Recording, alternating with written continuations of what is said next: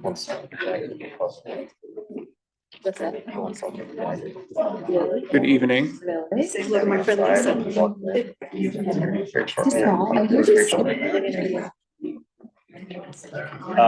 Lisa. These are the microphones for people who are public commenting. They'll be able to see this, and there's also I pointed them this direction so that they can see it. so they can see it, but also so that the cameras can see them and not just see the back of their head. Okay.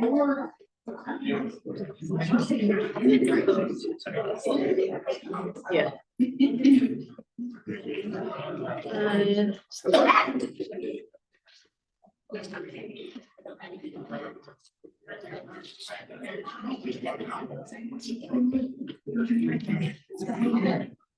But I took I have this guest. I was yeah. There was a giant line outside. I assume it's kind of big. It's up to start till 6. It's very so I was curious, what is this? It's optional. It's optional. Yeah, if you want to speak, you have to check it. To take minutes to kind of information on your progress. I assume there may be more people outside. What is your exact title? I'm sorry. President. Yes, we made it easier now. Oh, okay. Yeah. Well, executive director. That's what I thought. Okay, Yeah. so it's president of I think the so. hospital. My husband refuses to call me Mr. President. Yes. My husband. I told him he had to. It's my title. I don't know. I think Hey. A friendly game.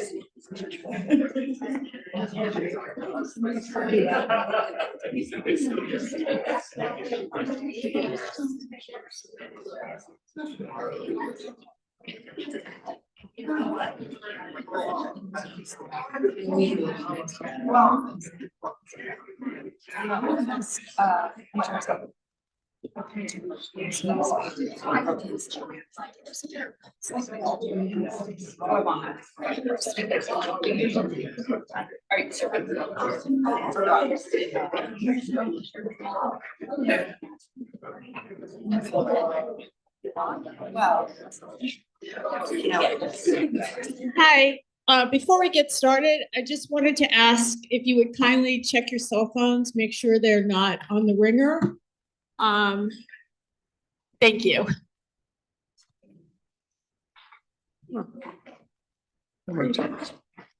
Keep them busy.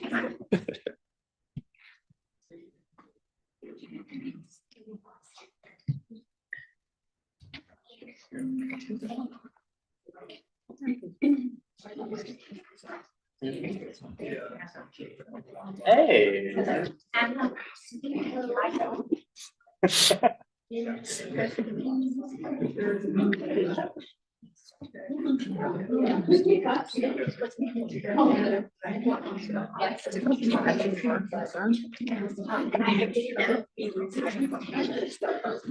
How are you? So the AV guy in the house on your cell phone.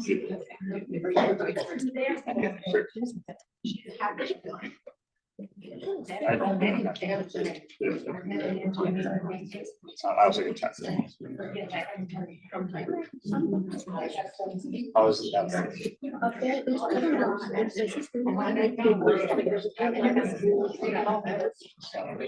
Yeah, somebody's doing a press conference outside.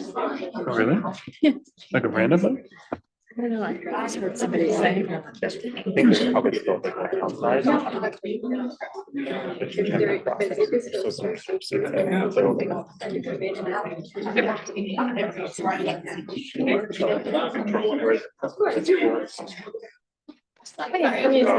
Hi, if you have any friends that are outside that are gonna come in, I would suggest that you ask them to come in now because we're gonna start promptly at 6 and it'll be, again, very disruptive if people are trying to find seats.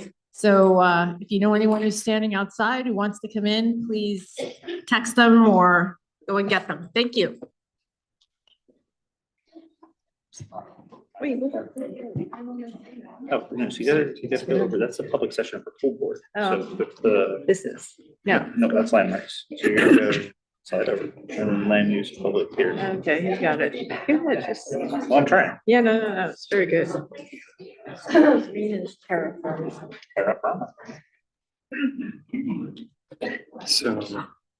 I'm just on a roll. It's more than- Yeah. Getting nerds. Sure, nice.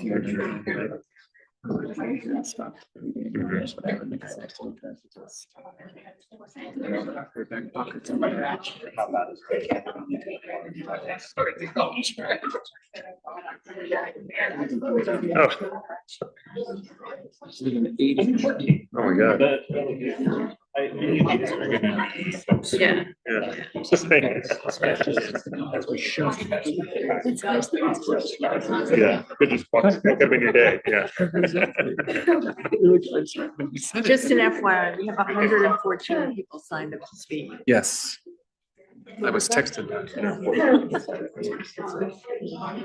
So a minute each. Sir, evening.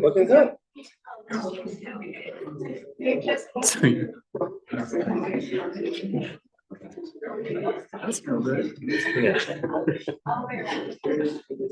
Students go home. Yeah, I mean, luckily I live 2 blocks from the gym, Okay. so it worked out well that I got home. And of course,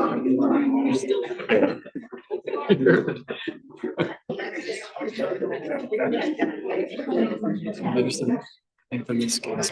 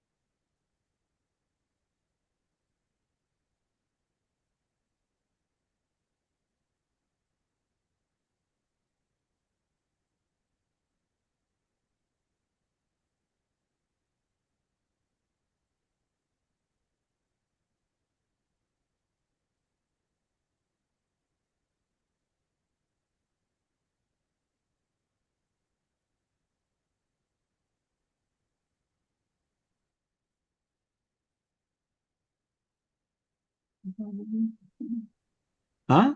My picture was in it. What picture? When I was standing over you, I got into it.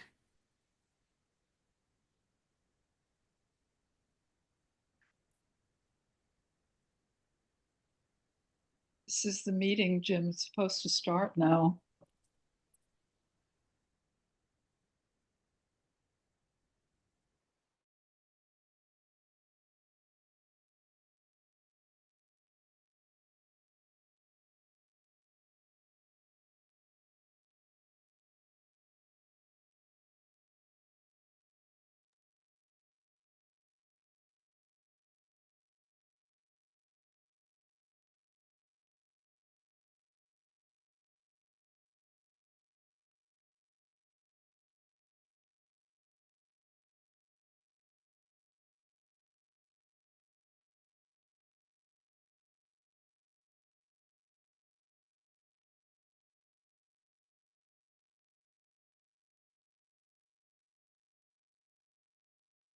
I just want to reiterate, please check your cell phone, make sure it's only in the vibrate position and not I feel like I keep checking and then switching. not going to ring.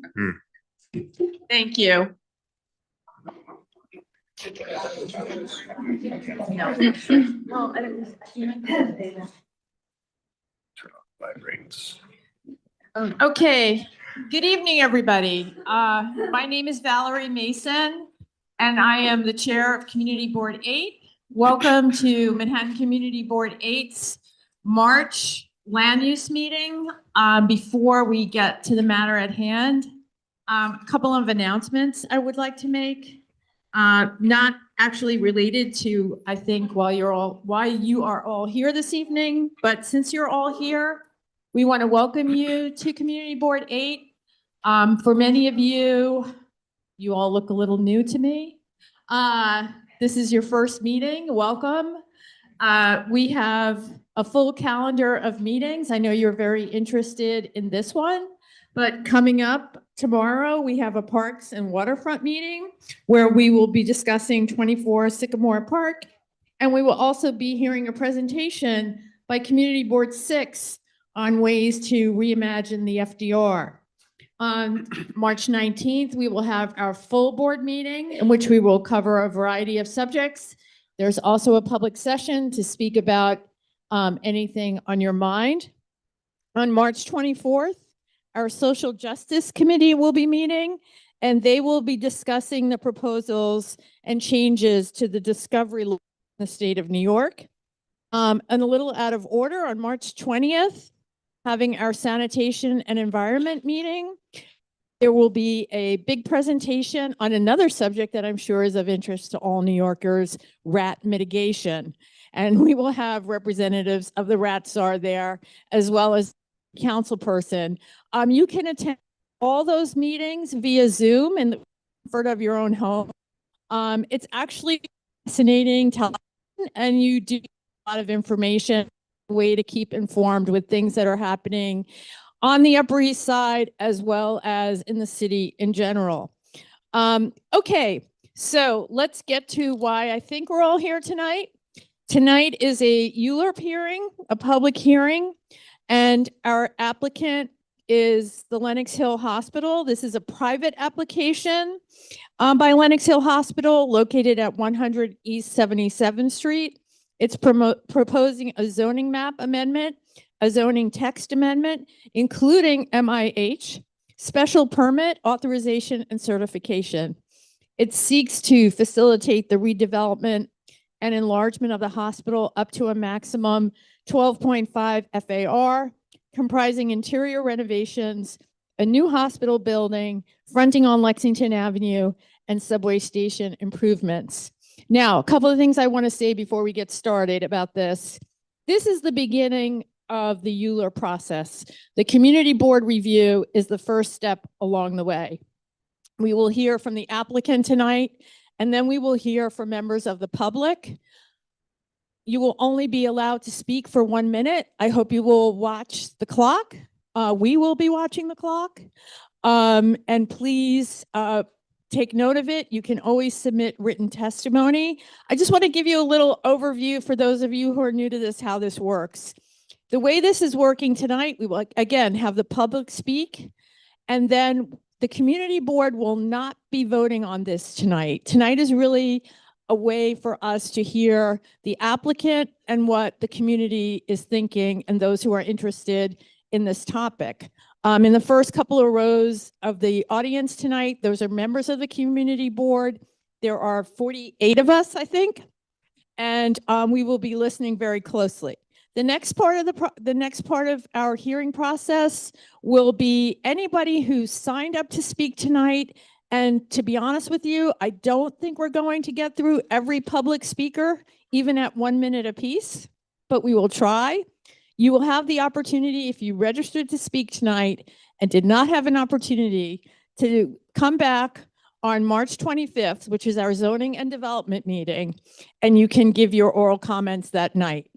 Well, what will then happen is on April 9th, we will have another land use meeting. The applicant will be back, but that night will be dedicated to questions and comments from our community board, okay?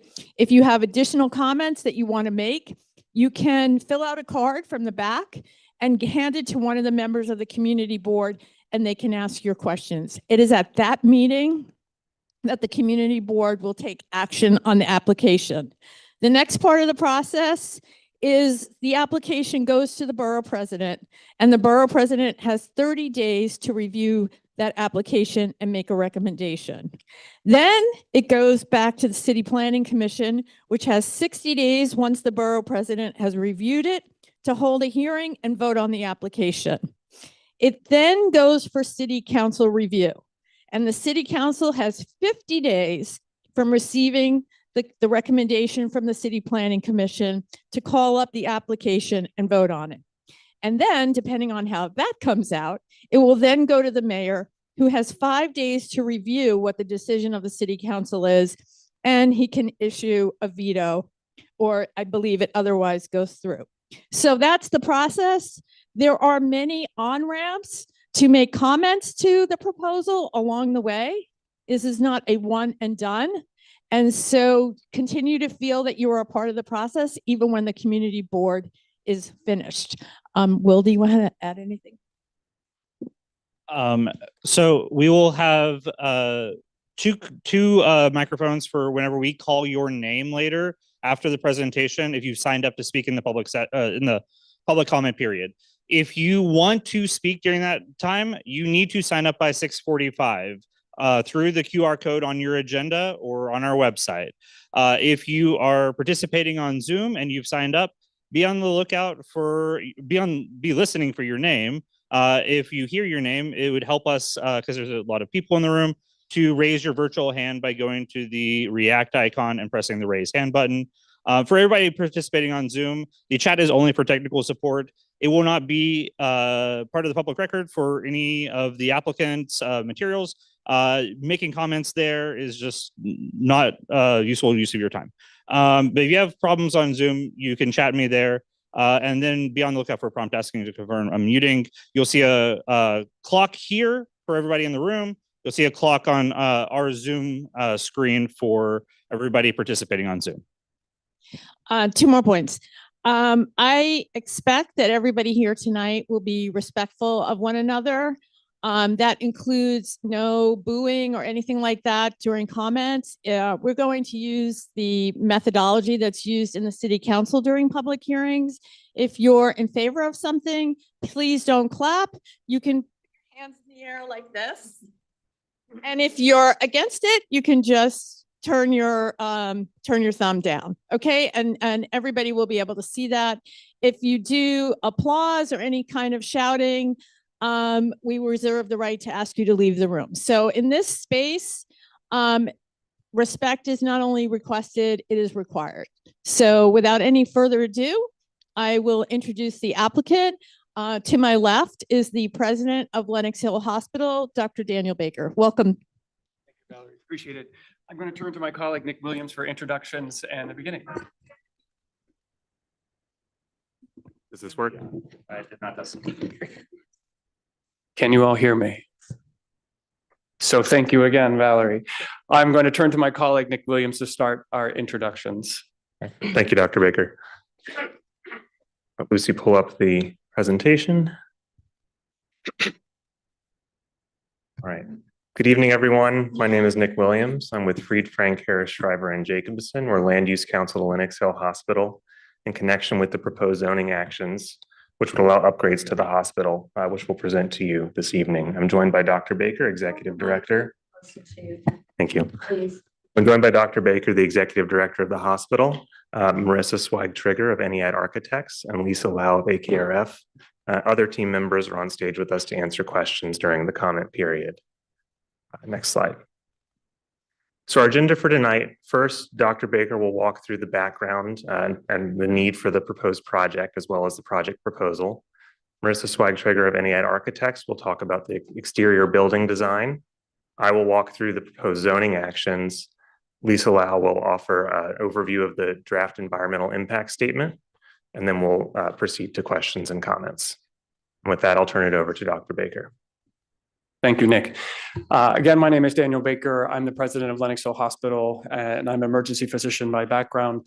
I thank you all for your time and commitment to this process and for being here with us this evening. A little bit about who we are. It's important to realize that at our core, we are healthcare. Lenox Hill is a hospital that was established over 160 years ago with a mission to serve our patients and our community.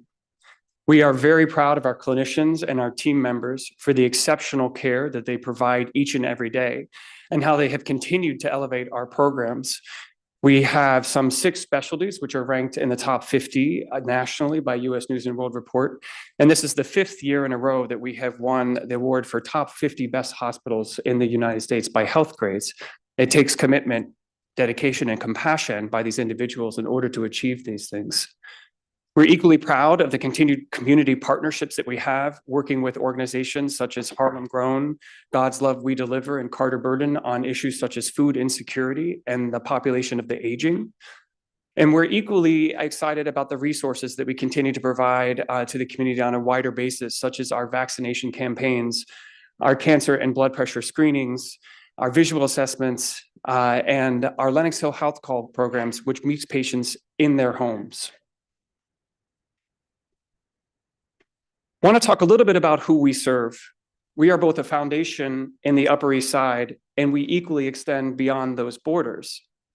We interact with thousands of New Yorkers in a variety of ways, whether that's in receiving a cardiology procedure, bringing a new baby into this world with some 4,000 deliveries that we do annually, or the immediate need of the emergency department. It was just a month ago that an Upper East Side member actually found me at an event and came up and said, I want to let you know that Lenox Hill Hospital saved my life. He lives in the upper 60s on the East Side. He knew of Lenox Hill Hospital, and he knew enough that he was having difficulty speaking that he needed to get to the emergency department. He said, as a reporter, it's very important that his speech is maintained. And so that's what really brought it to his attention. So he got in a cab and he came to the emergency department where he received immediate care. He was recognized very quickly to have an acute stroke. He was treated by our incredible clinicians in the emergency department. He was then transferred upstairs to our endovascular lab where he received clot-busting medication directly at the site that was important. And so it's not just the emergency department and the immediacy of its availability in the Upper East Side, but the comprehensive services that he continued to have. He stayed for 5 days in our neurointensive ICU. He saw physical therapy, case management, social work, neurology, neurosurgery, and a whole host of individuals. And he walked out of the hospital with no deficit. He has absolutely no residual findings of the stroke and was able to tell me that at an event. And that is just incredible. And that is a component of the services that we provide. And while the majority of our patients actually come to us from Manhattan, over a third of our patients seek us from the outer boroughs. We have a very diverse patient population with 55% of our patients identifying as non-white. And we equally treat a whole host of patients regardless of their ability to pay, with 60% of our patients receiving government forms of insurance in Medicare and Medicaid.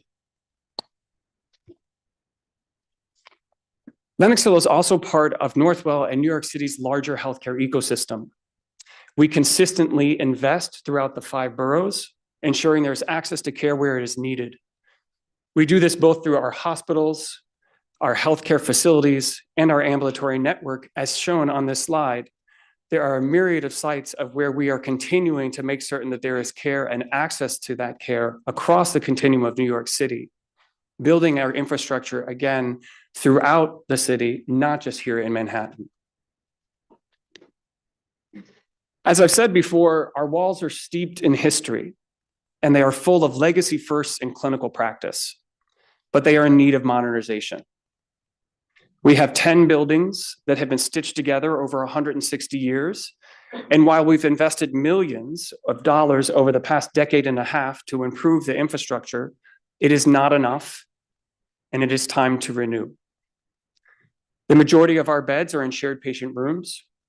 Our ORs are undersized, and they are poorly configured for the modern technology.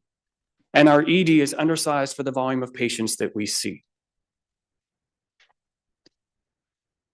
At Lenox Hill Hospital, we offer an incredible array of services, anything from behavioral health, surgical oncology, internal medicine, and maternal child health. And it's those clinical services that became the basis of the design for our new hospital. We then looked at population growth, at the aging of our population, and recently incorporated lessons learned during the COVID-19 pandemic to define our programmatic need. When we look at this clinical necessity, we have to equally understand that failure to modernize has its consequences, and that a cascading impact will diminish the services that we can provide to those in need and to our community. When I was in residency, I was taught to put the patient at the center of everything you do, and you'll always make the right decision. And this is exactly what we're doing today. The single bed exemplifies that. One bed, one patient per room. The outcomes are simply superior. They decrease the risk of exposure to infection. They allow space for the testing to be brought to the patient rather than the patient to the testing. They allow for better rest and sleep, which we know is so important to the healing process. And they decrease the stress and anxiety associated with being in the hospital. Equally, they improve the privacy that is necessary to each and every one of our patients, and they allow the family to be part of the environment. The operations of the hospital equally improve with single-bedded rooms. You don't have to wait in the emergency department for your gender to be matched to share the room with another woman or another man. You also don't have to be waiting on testing such as that of COVID or flu or RSV in order to go to your room, because it is only your room, and therefore you are the only one that matters in that room. You have asked a little bit about our room size and how it compares across New York. Our proposed rooms are in line with single-bedded rooms in Manhattan, and in fact, they're a bit smaller than those that were recently proposed by MSK. You can see a diagram of the room here today with a single-bedded room area of some 234 square feet. You may have heard a higher number from us in the past previously. However, that included the ADA bathroom and the nurses area outside the room, which every hospital is required to have. This is what a modern OR should look like. It has space for the patient, the care team, the equipment, and the increasing amount of technology involved in surgical care. We perform some 14,000 plus surgeries a year. And again, 5 services are nationally ranked. Yet our ORs are currently undersized and below half of what is considered current industry standard. We need to improve the environment space for safety, sterility, and equally for equipment flow. This is also what a modern emergency department should look like. It has the clinical space necessary to protect and isolate our patients. It allows for privacy, and it equally allows space for family members. Our current emergency department sees some 55,000 patients a year in roughly 14,000 square feet, with the majority of our spaces separated only by a curtain. While the care provided here is quick, efficient, and excellent, the space needs to be improved. Addressing our access and our street environment puts not only the patient, but the community equally at the center of our focus. Internalizing our ambulance bays allows for quick access to the emergency department when it is needed most, and without the concern for weather. It equally decreases the vehicular congestion that we have and create on 77th Street. We will have an enhanced decon and hazard response area, which is unfortunately needed in this day and age. Our hospital entrances will be relocated to improve pedestrian traffic and again, to improve the cityscape across our block. And equally are committed to improvements to the 77th Street subway. I take this subway to and from work every day. I am well familiar with the congestion and the difficulties of getting down into the subway and out of it. We plan to make it fully ADA compliant with an elevator and increase the ability to get in with ease. To sum it all up, these are the drivers for our modernization. An aging infrastructure that needs modern space for equipment, technology, and patients, and that puts the patient at the center of the design. Again, with those single-bedded rooms, state-of-the-art operating rooms, a right-sized emergency department, and flexible design in order to ensure that we are able to care for generations to come. We are improving our streetscape and our Upper East Side presence, and we are remaining fully open throughout this process as we have a commitment to our mission, our over 160 years of service, and most importantly, to our patients. I want to take a little bit of a look at our project development as we've been talking about this project for over some time. We first came to the community board back in 2019 with an initial proposal. And that proposal saw a building on Lexington Avenue of some 516 feet with a residential component on Park Avenue. We worked then with Gail Brewer, who was the Manhattan Borough President, as well as Keith Bowers as council member of our district. And we formulated a task force that incorporated our community, and we listened to a series of meetings. We continued to listen to those meetings in 2019 and into early 2020. And then unfortunately, were interrupted by COVID-19 and the global pandemic. Throughout that pandemic, as we cared for innumerable New Yorkers and offered an incredible service, and I am so very, very proud of our team for what they did during such an incredible trying time, we looked to change the proposal based on the community voices. And we came back out in 2023 with a new proposal and started presenting it to multiple different communities, multiple different constituents, and our elected officials. This proposal now has a building that is much shorter and only 436 feet on Lexington. And it has equally reduced the residential, it has eliminated, the residential component, which is no longer a part of the project. As we had heard over and over again from you all, it was not wanted or needed. Throughout 2024, we worked with Department of City Planning as well as our clinical teams to understand how might we reduce height further as we continue to hear about the importance of height to the members of the Upper East Side. And here tonight with our 2025 proposal, we have two options and an attempt to further decrease the height. We worked again strongly with our clinical teams to understand how we might continue the care and still change the building a little bit further. And with the Department of City Planning to ensure that they would allow for that to be certified. We have two options that we're presenting. The one on the left is the initial 2023 proposal with the height of the building at 436 on Lexington Avenue and a mid-block height of 210 feet. We were asked to say, could we not just build over the entirety of the block from Lexington all the way to Park? Unfortunately, we can't do that in its entirety. It would extend immeasurably the duration of the project. It also becomes cost prohibitive and challenges our ability to provide care to our patients who need it. We are, however, able to push further into the mid-block, and we have a second option, which further reduces the height under 400 feet, so that it is now at 395 feet on the Lexington side, with a portion of the mid-block at 360 feet. Both of these options have the same FAR at 12.5, and both of them have a reduced construction timeframe from the original 11 years that we spoke to you all about to 9. What's important to note is that both of these options continue to meet our clinical needs. That basis of design that we talked about, which is inherently drawn upon by the clinical services that we offer to our patients. Both of these options take us from 450 beds, the majority of which are in shared patient rooms, to 475 beds and 475 rooms.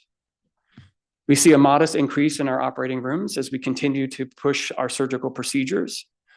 We will see an improvement in our emergency department bays from 34 to 48, which will be much further into industry standard for the volume of patients that we see, again, around that 55,000 mark.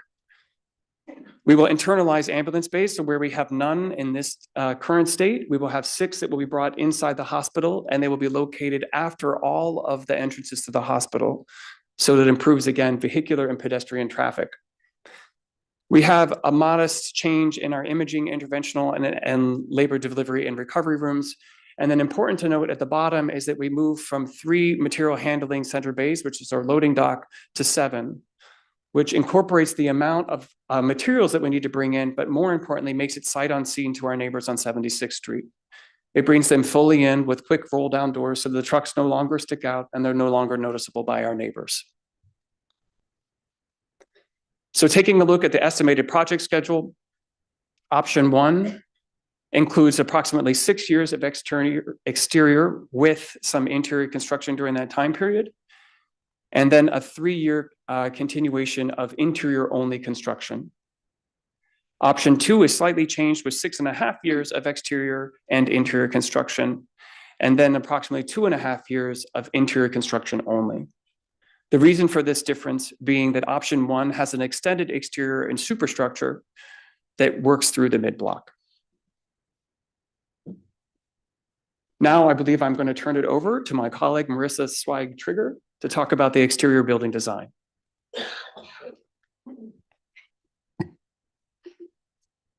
Thank you, Dr. Baker, and also thank you to Community Board 8 for the opportunity to share some details of the design. I'm joined here today with my colleague from NEAD, Jim Sinks. During the Q&A, he might jump in here. We can go to the next slide, Lucy.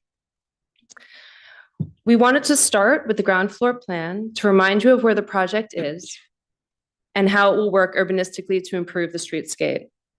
This ground floor plan is common to both zoning proposals. New construction is on the eastern side of the block with renovations to the existing buildings on the western portion of the block at the street level. We're going to walk around. Starting at the corner of Lexington and 76, let's walk around the block. On the corner is the main hospital entrance, locating the busiest entry to the hospital to the wider avenue. Moving north, there will be a small retail space intended to be a pharmacy. Next, a walk-in entry to the emergency room to receive patients coming from the subway, a bus, or from a vehicle-based drop-off on Lexington. On the corner is a new accessible entry to the south platform of the 6 train, as Dr. Baker had mentioned. Moving down 77th Street, there will be dedicated staff entrance. And in the mid-block, a renovation to an existing building to allow the ambulances to come off the street, also as previously mentioned, 6 bays. Collectively, the separate dedicated entries by purpose and moving the subway entry into the property line will dramatically improve pedestrian vehicular traffic. Moving to Park Avenue, we intend to have an entry dedicated to our mother-baby lobby. Otherwise, the Park Avenue facades will remain as they are today. And lastly, moving down 76th Street, as Dr. Baker also mentioned, we will renovate the existing buildings to remove all vehicular traffic related to deliveries and waste removal from the street. Again, improving vehicular traffic flow and the pedestrian experience. Before we advance to the next slide, I want to explain what you will be seeing. We will show you a building stack program section and some perspective views of the illustrative building for both zoning proposals. After, we will explain our current intentions for the material, color, and character of the building and highlight some of the major sustainability initiatives. Go to the next. Okay, now let's focus on the zoning stack section. As Dr. Baker explained earlier, zoning option 1 is the taller proposal, which locates the majority of the building on Lexington. This option is 26 stories and 436 feet tall at its top. 436 feet at its tallest point. The base podium is at 195 feet with up to 200 feet in the mid-block. These heights include the mechanical infrastructure. The clinical program floor-to-floor heights range approximately from 13 feet to 16 feet. This is to accommodate significant mechanical, electrical, and plumbing infrastructure services associated with supporting this type of building. On the next slide, we can see the zoning stack section for zoning option 2. While the floor-to-floor heights are similar to the other zoning option, this overall building stack is lower. This is because the building shifts some of the square footage to the mid-block. This zoning envelope stands at 95 feet at its tallest point and 360 feet, as previously mentioned, at the mid-block. Again, these heights include the mechanical infrastructure. Okay. Next, we will be looking at the building from an elevated perspective so we can demonstrate the variations of the two zoning envelopes. Here is a view down Lexington taken from 79th Street. This would be the north elevation. Here you can clearly see the height in the context of the neighborhood. So that this is zoning option number 1. We can go to the next. In comparison, here's the view down Lexington taken from 79th Street of zoning option 2. It's lower. There's some area in the mid-block instead. Before going around the block to Park Avenue, we wanted to share 2 views today of the illustrative building shown within the context. These views are common to both zoning envelopes. This first rendered perspective is at the main lobby. This would be at the entrance at 76th Street in Lexington. We go to the next. And the new accessible subway entrance at 77th Street. Okay. Next. We're going to show a couple of views from Park Avenue. This first view is taken from the west side of Park Avenue at 74th Street. We're going to be walking uptown. Sorry, if you want to just go back one. So on the left is obviously option 1, and on the right is option 2. So I have that right for you. Okay, the next slide. The second view is taken from the west side of Park Avenue at 75th Street. It's down a little bit from 75th, closer to 75th. Okay. Now let's consider our intentions with regard to material, color, and character.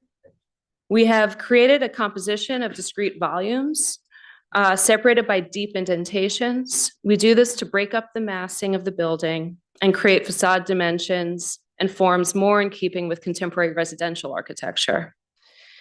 The best residential architecture on the Upper East Side, whether historic or contemporary, has facades of significant depth, allowing a rich shadow play over the surface. That is our intention here too.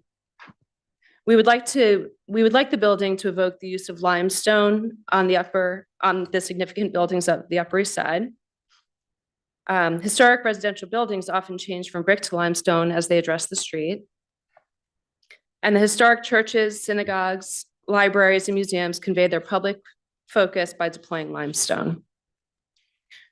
We want the other materials to be used, whether metal or masonry, to pick up on the rich brown and red tones of the Upper East Side as well. Go to the next. Lastly, I'd like to highlight Northwell and the design team's commitment to sustainable principles. We see sustainability as a multifaceted approach. We are committed to patient health, climate health, and employee health. Patients and staff alike can expect an environment of healthy materials, high indoor air quality, daylight and views, and highly adaptive and accessible design. Lastly, the building envelope will incorporate many sustainable features to meet the New York City emission goals and to reduce the building's carbon footprint while maintaining a focus on an enhanced indoor environment. Some of the strategies are focused on the window-to-wall ratio, employing strategic exterior shading, low carbon materials, renewable resource technologies, and greenery. And now to an explanation of the land use actions with Nick Williams of Freed Frank. Thank you, Marissa. I'm going to walk through the land use approvals that are being sought to allow the proposed redevelopment of the hospital.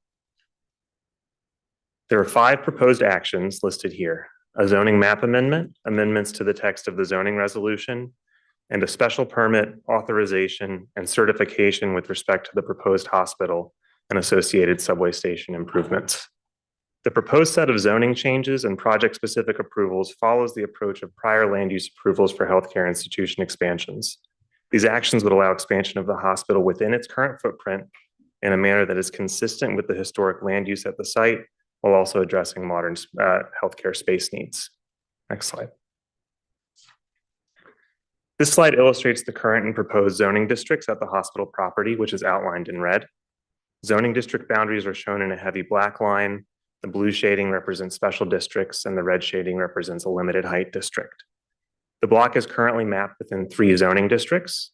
On Park Avenue, there's an R10 district within the Special Park Improvement District, which permits a base floor area ratio of 10 FAR for hospital uses. The mid block is mapped within an R8B district, which permits 5.1 FAR for hospital use. And the Lexington Avenue frontage is in a C18X district, which permits 9 FAR for hospital use. The proposed amendment shown on the right in blue would map a C18 district at the mid block and a C19 district on the Lexington Avenue frontage. The map amendment would establish both of these districts permit 10 FAR for hospital use, and the zoning map amendment would therefore establish a base of 10 FAR across the block. Next slide. This slide lists the proposed amendments to the text of the zoning resolution. The primary amendment is creation of a new special permit pursuant to which the City Planning Commission can allow floor area bonuses and modification of bulk regulations to facilitate the enlargement of an existing use group 3 hospital. In connection with the new special permit text, there are additional amendments that would allow a transit improvement bonus to be used in connection with the special permit and confirm that floor area calculations can take into account the lot area within the Special Park Improvement District. There's also a technical amendment to map a mandatory inclusionary housing area over the rezoned portions of the site. Next slide. The proposed special permit would allow the hospital project to be developed in accordance with technical zoning drawings that have been filed with the land use application. For each of the 2 options, the special permit would allow a floor area increase and modification of height and other building form regulations to reflect the proposed configurations. The proposed 2.5 FAR floor area bonus consists of a 2 FAR increase for enlargement of an existing hospital use. This is a 20% increase over the base 10 FAR, which is a typical bonus ratio under zoning.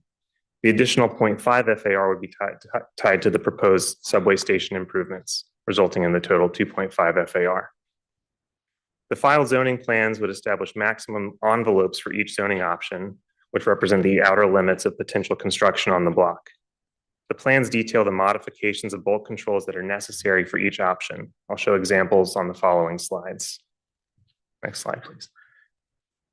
This is the proposed zoning envelope for option 1, which is shown in a 3-dimensional axonometric diagram.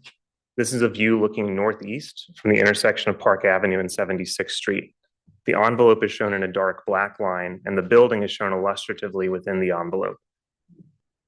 This shows the proposed base height of 195 feet and the total height of 436 feet for the new building on Lexington Avenue, which is inclusive of the height of mechanicals.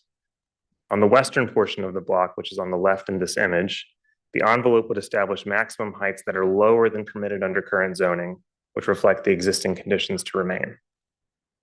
Next slide. This slide shows excerpts of section diagrams that are included with the technical drawing set. Section drawings show a cut through a building at specified points. On the left is an east-west cut with Lexington Avenue on the right-hand side. The middle diagram is a north-south cut through the new building on Lexington, and the diagram on the far right is a cut through the mid-block. In each of these diagrams, the new building on Lexington Avenue is shown illustratively in dark gray, and existing portions are shown in a lighter shade. These diagrams show the modifications of bulk regulations for option 1, in particular with respect to the setback and sky exposure plan regulations applicable in the C19 and C18 districts. That is what's represented by the dark hatching. Next slide, please. And this is the proposed envelope for option 2, shown at the same angle as for option 1. The set of filed zoning plans for option 2 is at the same level of detail as option 1. The difference is at the height of the volume on Lexington and the height of the mid-block. As described earlier, the proposed height of option 1 is 395 feet on Lexington and 360 feet at the mid-block on 76th Street. The base height on Lexington remains the same, and the total floor area remains the same at 12.5 FAR. Next slide. And this slide shows examples of the section diagrams for option 2, which are at the same level of detail and in the same locations as shown for option 1. The new building is shown illustratively in a darker shade, and the existing building is shown in a lighter shade. Again, the hatching represents modifications of height and setback and sky exposure plan regulations to allow the proposed form. Next slide. The final set of actions is an authorization by the City Planning Commission and certification by the City Planning Commission chairperson with respect to the proposed transit improvements. The certifications was with respect to an easement volume that will be granted to the MTA on the site in connection with the proposed development. And the authorization would provide a floor area bonus of 0.5 FAR in connection with construction by the hospital of improvements to the 77th Street station. The improvements consist of replacing 2 existing 5-foot wide sidewalk stairs with the new 15-foot wide sidewalk stair within the property, an elevator providing ADA compliant access from the street level to the mezzanine level of the station, also within the property line, and then within the station itself, a ramp providing ADA compliant access from the mezzanine level to the platform. The diagram on this page is an excerpt from concept plans that have been approved by the MTA. At the top of the yellow portion, you can see the stair wrapping around the new proposed elevator. And you can also see that the improvements are set back from the street to provide additional pedestrian circulation, approximately 700 square feet at this corner. That concludes the zoning actions. I'll now turn to Lisa Lau of AKRF to talk about the draft environmental impact statement. Thanks, Nick. Should I try that?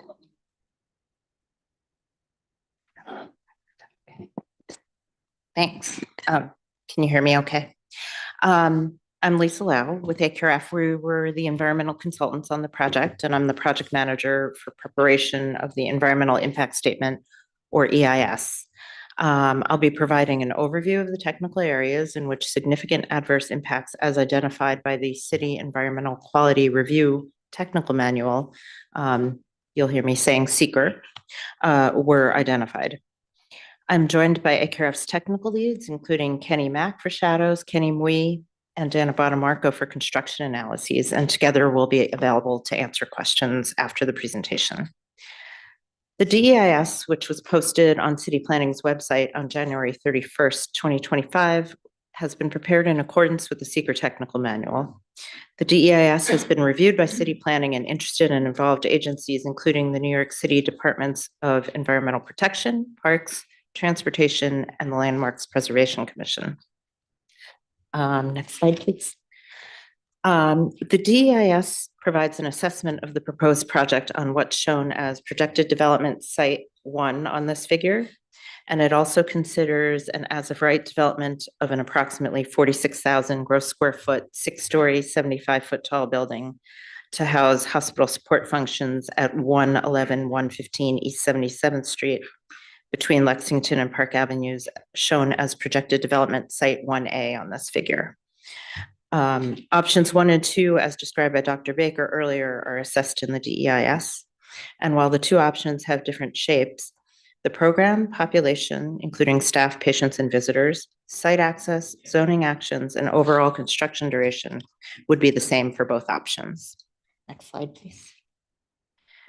Under either option, the proposed project would result in significant adverse impacts in only 2 areas, shadows and temporary construction noise. Next slide, please. In accordance with seeker, shadows from the proposed project on sunlight-sensitive resources, which include publicly accessible parks, playgrounds, community gardens, and other open spaces, sunlight-sensitive features of historic resources, and sunlight-sensitive natural features, are assessed within a study area that is a distance of 4.3 times the maximum height of the proposed structure. This map shows the sunlight-sensitive resources within that distance as green circles and orange squares. With the exception of green streets, city streets and sidewalks and private open space are not subject to seeker shadows analysis.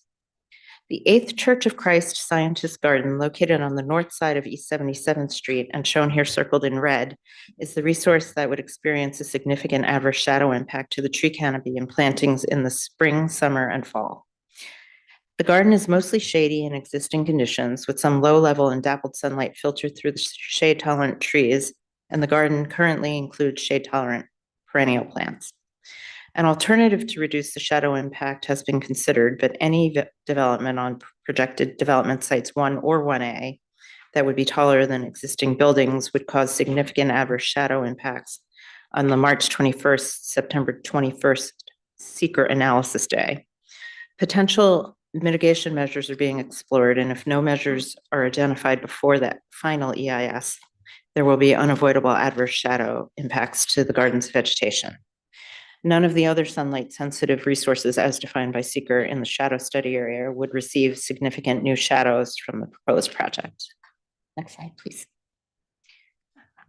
With respect to construction, the analysis presented in the EIS assumes that construction for either option 1 or option 2 would begin in 2027 and would be complete by 2036, an approximately 9-year period. All construction projects in New York City must comply with the city's noise control code, and construction of this project will incorporate many noise control measures to reduce noise emissions from the site, including those required by code. The proposed project would also include project-specific noise control commitments beyond those required by code, and all of these measures would be incorporated in a noise mitigation plan required by code. Noise levels vary over the course of construction, and the highest levels would not persist through the entire construction period. The EIS identified temporary noise impacts during construction at locations shown in blue and purple on this figure, and which include the north facades of buildings across East 76th Street, the west and south facades of 117 East 77th Street facing construction work areas for projected development site 1A, and some buildings along East 78th Street with south facades adjacent to construction on projected development site 1A.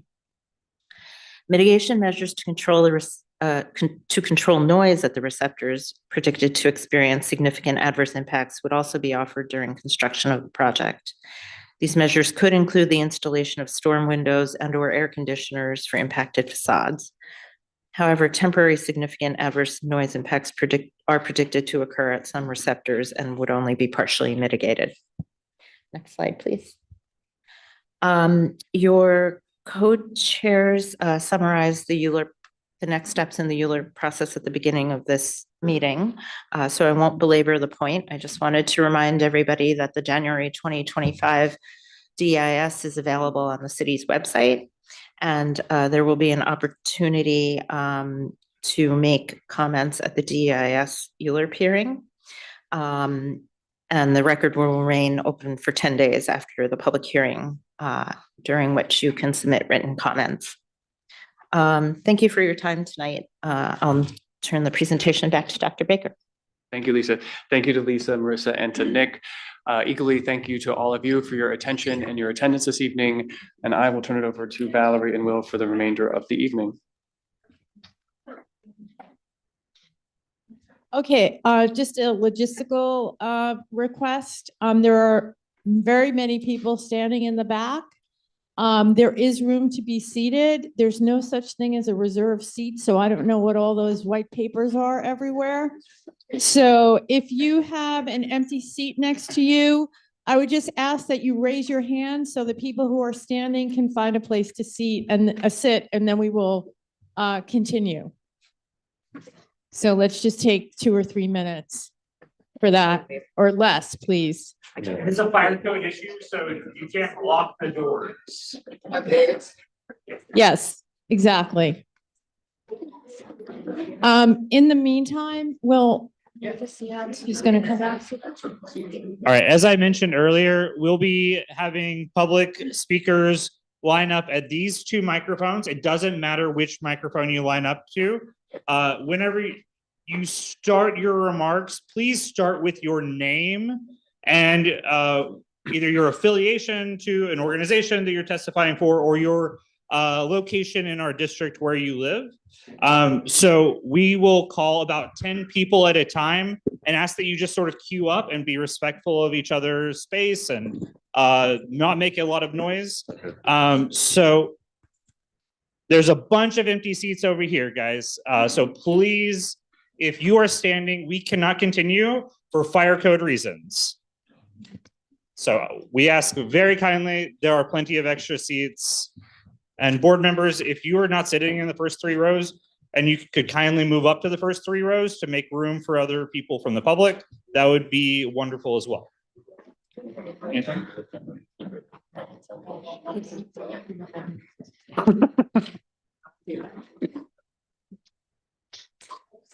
While we're waiting for everyone to move, Ms. Lau, can I just ask you a question? When you say that any development taller than the existing buildings would cause a shadow impact, can you just give me the exact height of that building that you're talking about as an existing building? Oh, do you know the height of the existing building? 111. 111, I think is the tallest. No, I mean, do you know the height The height of 111, of 111 or 113? development site 1A. Okay, well, I'm sorry, I don't have it at my okay, fingertips. so maybe somebody can figure that out. Yes. While we're waiting. Okay, we're ready to start. You'll have 1 minute. Please watch the clock. Again, please refrain from making any commentary or applause while we're doing this. And we have to be out of here at 9:30. So please be aware of that. And there are still people standing in the doorway. Please remove yourself from the doorway, okay? All right, so the first 10 or so folks who we're gonna call to start queuing up at either one of these, Stacy Kirsch, Stephanie Reckler, Sherry Stelzer, Erica Burson, Lois Udley, Dennis Berman, Thor Thors, Troy Watt, and Basia Dupree. And just for reference, also, if you would like to submit written commentary, you can go to our website and submit written commentary. We already have 318 submissions, and there are 112 people who've signed up to speak tonight. So your sticking to your 1 minute is going to help those other people be appreciated. We'll start with you, and then you'll be up next. These days, when it seems like no one in this country is willing to stand up and do the right thing, the just thing, the moral thing, in our local community, in our city, in our neighborhood, we can. Elected officials and committee members and constituents are speaking loudly and clearly. You can and must say no to this egregious, unjustified plan that in no way being built to meet the needs of the community.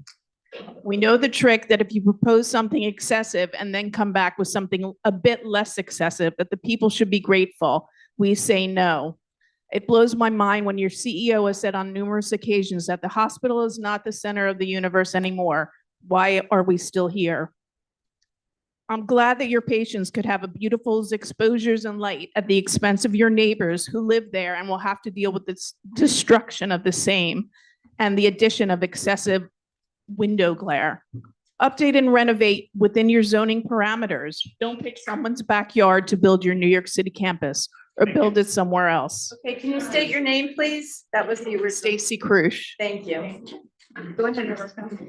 Hi, my name is Erica Burson, and I live on 71st between 1st and 2nd. I've spent 28 years working in health and science, including in the US and overseas, including in hospitals, local hospitals like Weill Cornell Medicine. So I have and I live with multiple sclerosis. So I have a very good background in this area. And I have to tell you, this proposal is amazing if we didn't have the most hospitals and the most healthcare providers anywhere actually in the world in our neighborhood. I feel like this is tone deaf. And for the project manager who said one of the issues is sound mitigation, if everyone in this room has lived in a construction zone, if you live in New York City or next to one. So to say that that's only an issue is really condescending to us. And I hope that my community board and my representatives will continue to vote no to this existing proposal again, you all have a studio that you've put money into in a partnership with Netflix, so. Okay, next, Stephanie Reckler here. This is about zoning. you have to get very Close to the microphone, very close, okay? This is about zoning. Zoning allows for 175 feet on Lexington Avenue. Northwell's current proposal calls for 436 feet on Lexington. That is twice what is permitted.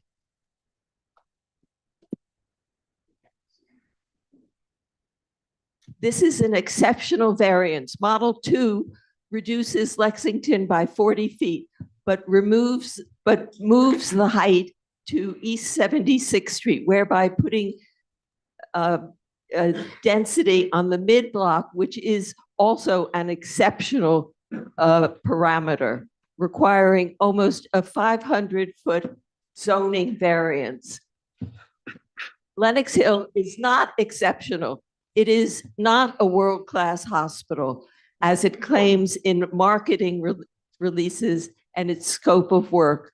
Sorry to disappoint Northwell CEO and Dr. Baker. over your minute. According to Northwell, Stephanie, I'm asking you to stop. it ranks. You have a minute and you're over. 57. I'm asking you to move. Thank you. Say your name first. Next. Good evening. My name is Troy Watt. I'm from Harlem and I'm a local 79 proud laborer. I support the Lenox Hill project because I'm worried about access to basic needs for our working class New Yorkers like myself. We need to prioritize family sustaining union jobs with benefits. Union health benefits allow hundreds of local 79 members to use hospitals, including Lenox Hill. This is personal for me because my first child was born at Lenox Hill, delivered by Dr. Ben Piscario. We need to make sure that these hospitals don't close. Too many other communities now face their local hospitals closing. That's not fair to the neighbors or working people like myself who come from all over the city for their treatment. We can't afford to close a hospital like Lenox Hill or even consider reducing its services for the community. What is happening at Lenox Hill is a real opportunity to bring more union jobs for New Yorkers that can keep us in our neighborhoods and resources. Sorry. Thank you very much.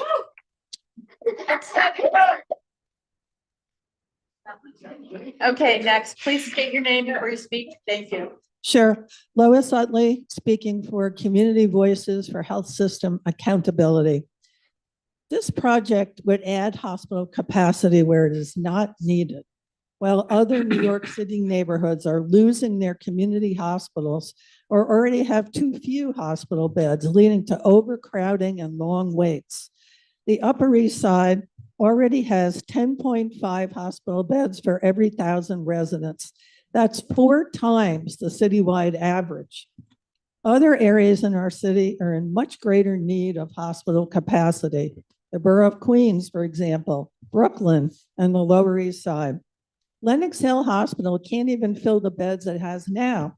State DOH data show that last week, 42% of the beds at Lenox Hill Hospital were available. In other words, unoccupied. I encourage this community board to reject this proposed expansion and ask Lenox Hill Hospital to come back with a more modest modernization plan. Thank you, Lois.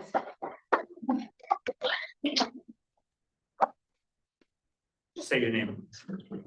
Good evening, everyone. Thank you for coming out tonight. My name is Vasia Dupree, and I'm a proud Local 79 member.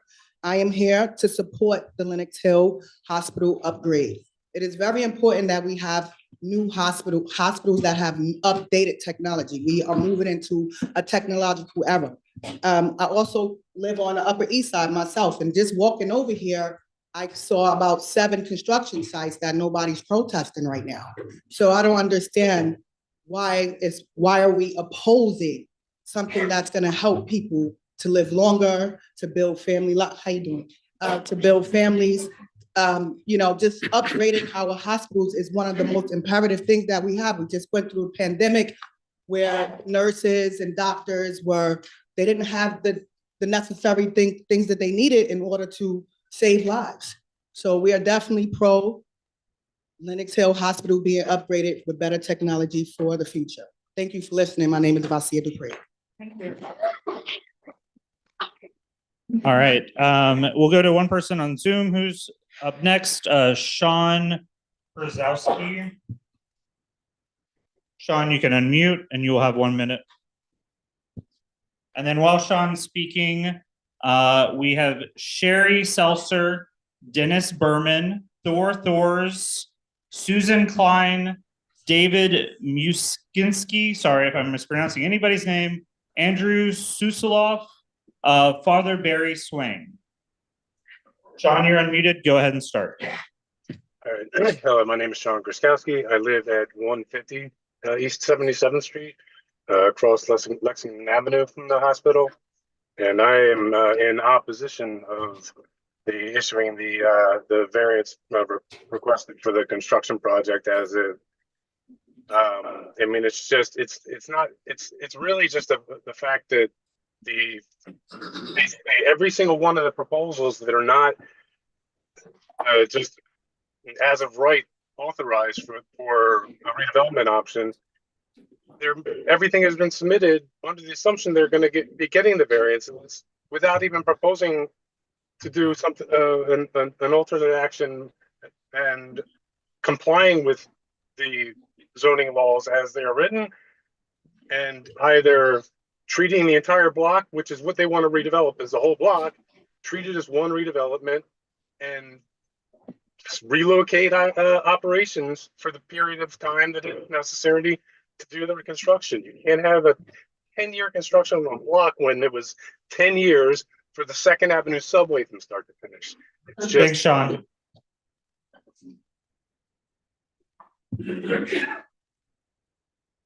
Hi, I'm Andrew Susloff. I live at 76th and Park. And I have to take issue with the statement that Dr. Baker has made and repeated here tonight. And that is that Northwell has sought the views of the community and taken those into account with this proposal. That is patently false. 6 years ago, I helped to form the committee to protect our Lenox Hill neighborhood. We have heard once from Northwell, and that was from John Flanagan, your governmental affairs executive, who had no information, no authority, answered no questions, and never got back to us. We wrote a letter to Michael Dowling and to the chairman of the board of Northwell. They never responded. We wanted to meet with them and talk to them, tell them what the community's concerns are, and work out a compromise. We never heard from you. You came back with this new proposal. It's no different, really, than the proposal you had before.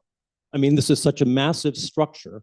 I have to ask the community board to please take into account the zoning context, which Northwell has clearly failed to do.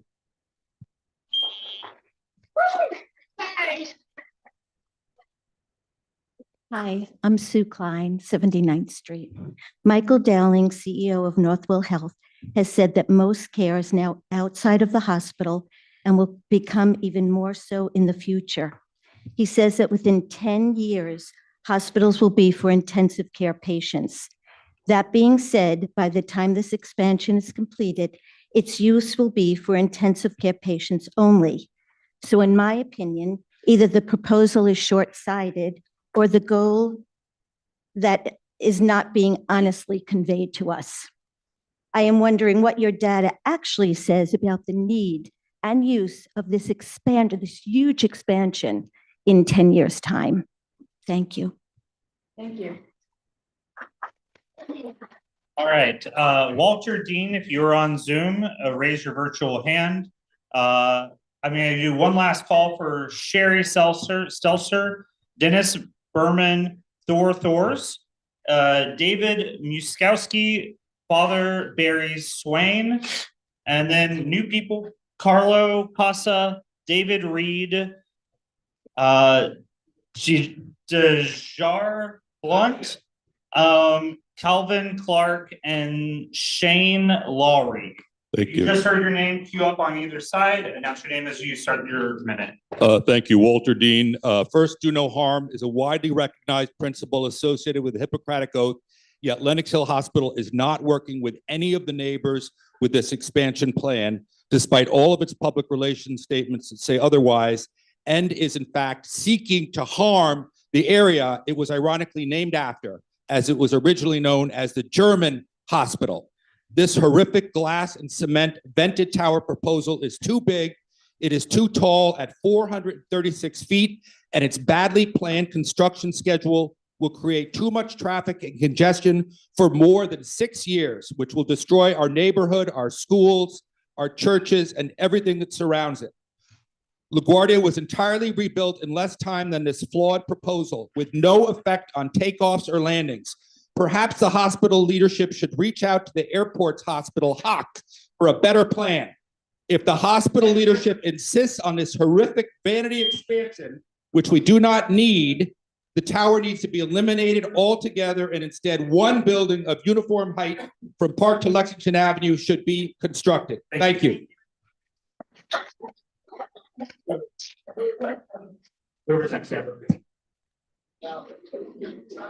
Hi. How you doing this evening? My name is Dajir Blunt.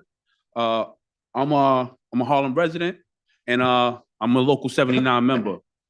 Proud. Over 500 members live in Manhattan, upper Manhattan. All right. So we support this project because Lenox Hill serves residents from all over, including Harlem. This project will benefit the whole city and create family sustaining jobs.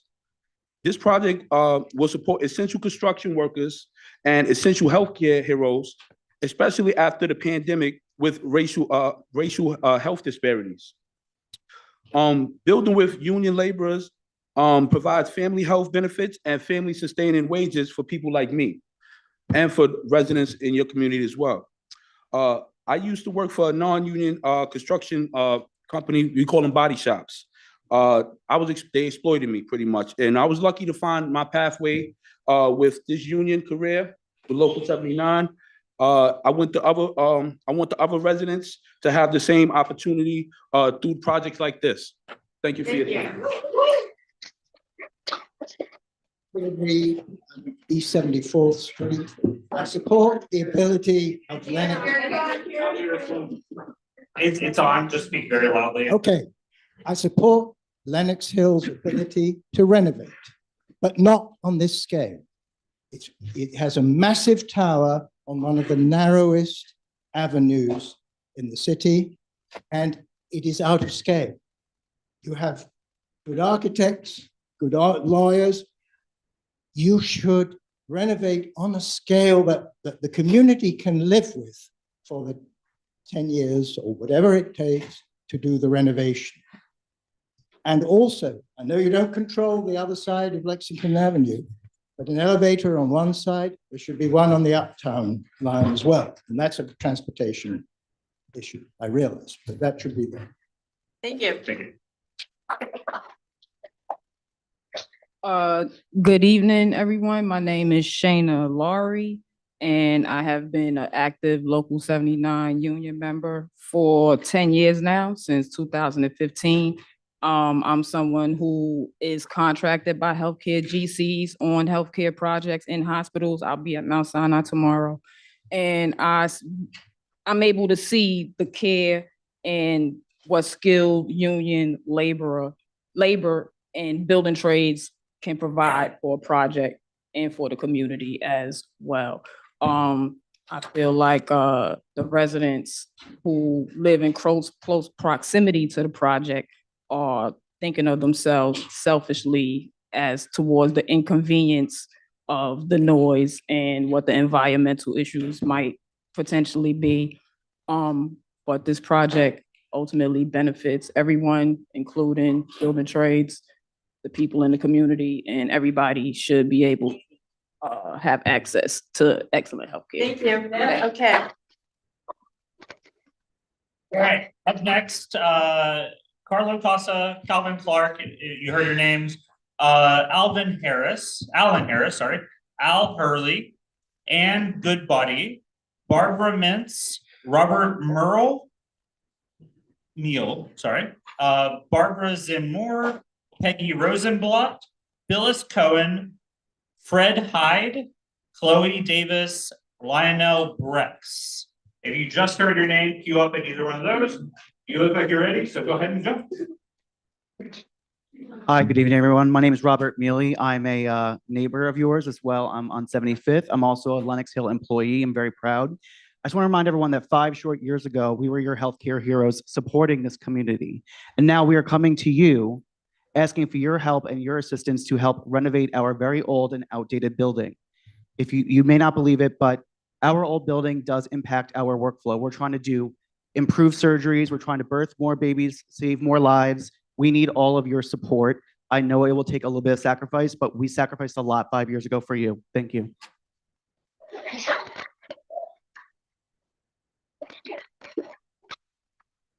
Ann Goodbody. There's been some testimony that some are in favor of the application to cite the importance of good health care, but here's the problem. It will be very expensive health care and that most can't afford. The Medicare stats that Dr. Baker quoted will drop dramatically. Northwell has consistently refused to provide any kind of a financial plan, and it doesn't take a financial genius to see that they're spending a couple of billion and they will have to generate an exponential growth in revenues to cover debt and operating costs for something that is not needed here. There's no justification for such an egregious deviation from zoning and thoughtful urban planning. We support renovation of construction or reconstruction within the current zoning. Northwell will have you believe that this is the only possible plan. I trust the community board will stand with us in strong opposition to the current plan. Thank you. My name is Peggy Rosenblatt. I'm a member of the Lenox Hill Hospital Auxiliary. I've lived on the Upper East Side for over 50 years, and Lenox Hill has always been my hospital. My children were born there, and my family and I have all been patients there. I've spent time as a patient in the hospital and the emergency room. We've all had exceptional care. In the 30 years that I've been a member of the auxiliary, I've gotten to see what the hospital also does for the community. Today, Lenox Hill supports the medical needs at an Upper East Side women's shelter. It also provides medical house calls to neighborhood patients from penthouses to public housing and clean clothing to undomiciled patients. Flu shots and free medical screenings are offered at the 3rd Avenue Street Fair, and 1,200 bicycles are distributed. Lenox Hill is clearly a critical component of the community and needs the updated facilities to continue to provide state-of-the-art medical care in the years to come.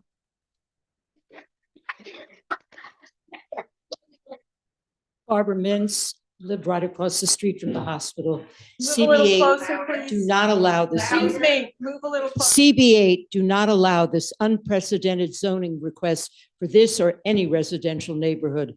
One of our supporters in opposition of the proposal has done a complete and thorough review of the DEIS. We have copies to distribute to you tonight, and he has posted it as written testimony. It shows the inadequacies of the Northwell Health DEIS study. Thank you. Hi, good evening. My name is Barbara Zinmore, and I'm honored to serve as chair of the Auxiliary of Lenox Hill Hospital. But more than that, I'm here tonight as a member of the community, as a New Yorker who, like so many of you, depends on Lenox Hill, not just as a hospital, but as a lifeline. For me, it's personal. My grandson was born at Lenox Hill. And when families welcome new life, when emergencies strike, or when our loved ones need world-class medical care, Lenox Hill is there. But here's the truth. While the doctors and nurses at Lenox Hill are among the best in the world, the hospital itself, the infrastructure, the emergency department, the ambulance access doesn't reflect that excellence. I understand change can be difficult. However, what's even more challenging is needing urgent medical care in a facility that no longer meets the requirements of this growing city. We should not have to choose between world-class doctors and a world-class hospital. We deserve both. Lenox Hill has been a pillar of the community for generations. This plan ensures it will continue. I hope you'll support it. Say your name. Lionel Brex. I'm on East 73rd Street. The persons that have spoken in favor of this project have argued that why they're in favor of the modernization, but not why they support the construction of a tower or changing the zoning. I'm also in favor of modernizing, but there are few benefits that I can think of allowing a change in zoning. In fact, there is only one, and that is that all the medical services can remain operational in the same location during the modernization of the hospital. Yet if Northwell temporarily relocated or temporarily suspended some of its activities, the modernization would be completed faster, and this would be both beneficial to patients and residents. Northwell has repeatedly said that they do not need to build a hospital that large other than to keep all their medical areas operational during their modernization. I therefore ask the members of the community board not to even consider changing the zoning law before Northwell presents, one, a presentation of what their modernized hospital would look like if zoning remained unchanged, two, a study showing that all their other options are not feasible and that changing zoning is their last resort. Thank you. My name is Alan Harris. I live at 122 East 76th Street. I live at 76 and 122 East 76th Street. I'm the only person in this room who has personal experience with Lenox Hill's treatment of people who live in a zone. I live across the street from them. It's a building that was supposed to be mixed use. It's now single use. There's only 2 tenants there. 7 apartments have gone unrented for 25 years. The air quality will definitely destroy my health. I'm not a well person. There's 24-hour construction for the last 20 years, dumping in the dumpster across the street all hours of the night, disturbing our sleep. They're not trustworthy. They're not faithful to the law, and it's just a disgrace that they should be allowed to have a new construct that is just overwhelming in the neighborhood. And they have a new building on 3rd Avenue, 76th Street that's already 30 stories high. What's this all about? Thank you.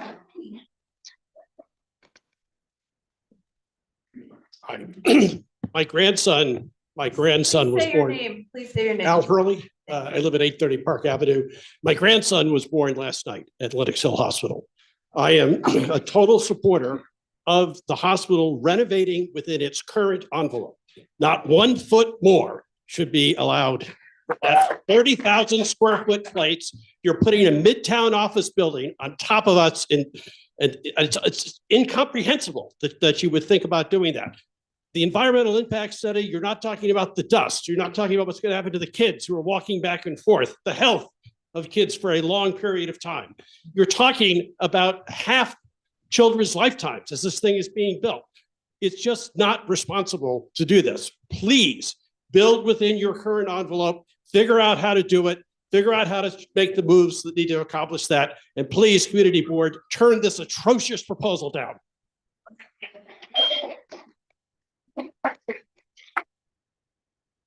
Chloe Davis, Lenox Hill neighbor and patient. Lenox Hill's approach to this modernization does more harm than good for the neighborhood and its residents. The rationale provided for this behemoth expansion is so the hospital can continue to fully operate throughout construction by building far more than is necessary for their aims and then sectioning off parts at a time. I can't think of any rationale that justifies this permanent change. The decade-long impact on neighbors, irreparable harm to the character of the neighborhood, and the precedent set that zoning laws mean nothing. Despite these negative outcomes, the hospital has proposed no other plan to address its needs, despite many other avenues clearly available. The proposed treatment plan is unnecessarily invasive and out of proportion to the ailment. It will cause more harm than good to this neighborhood and to its residents. This is simply poor patient care.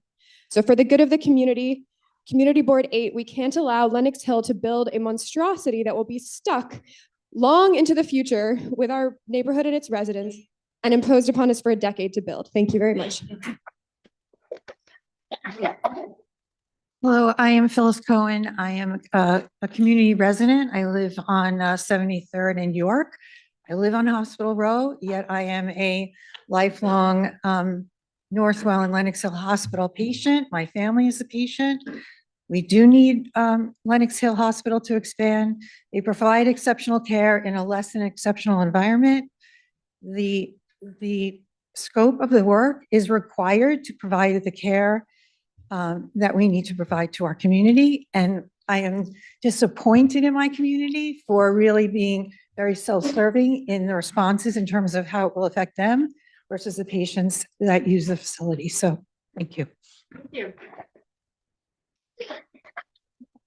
All right, so if you've heard your name and you're on Zoom, use the react icon to find the raise hand button. I saw Carlo has raised his virtual hand. So before we go to Carlo, I'm gonna have another group queue up. So Fred Hyde, Calvin Clark, those are your last call. What's it? Oh, sorry. Howard Charles Yoro, Brian DeCenzo, Pierre von Rockenstahl, Zaidnep Turan, William Herkel, close enough. Janine McCarney, Claire Campbell, Lenore Passavanti, Michael Jordan.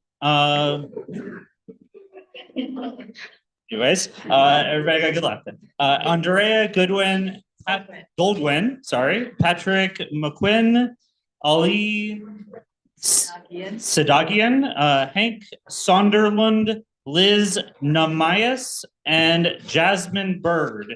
If you just heard your name, please quietly and respectfully queue up. Carlo Pasa, please unmute, and you get 1 minute on Zoom. Thank you. My name is Carlo Casa. I'm the Director of Policy and Research at the New York Building Congress. We represent over 500 constituent organizations and over 250,000 skilled tradespeople and professionals. We are strongly in support of this project. The Lenox Hill redevelopment project is a critical upgrade, which dramatically reduces emissions through energy-efficient upgrades, improves patient care by updating facilities, and accommodates modern medical equipment and technology. The economic benefits are equally significant, with 500 new hospital jobs and almost 1,000 construction jobs. Additionally, Northwell's decision to fund accessibility improvements at the 6 train station further demonstrates their commitment to ensuring that vital public spaces remain open and convenient for every New Yorker. Forward-thinking hospital infrastructure is essential for meeting our city's growing healthcare demands. The revitalized Lenox Hill Hospital will sustain its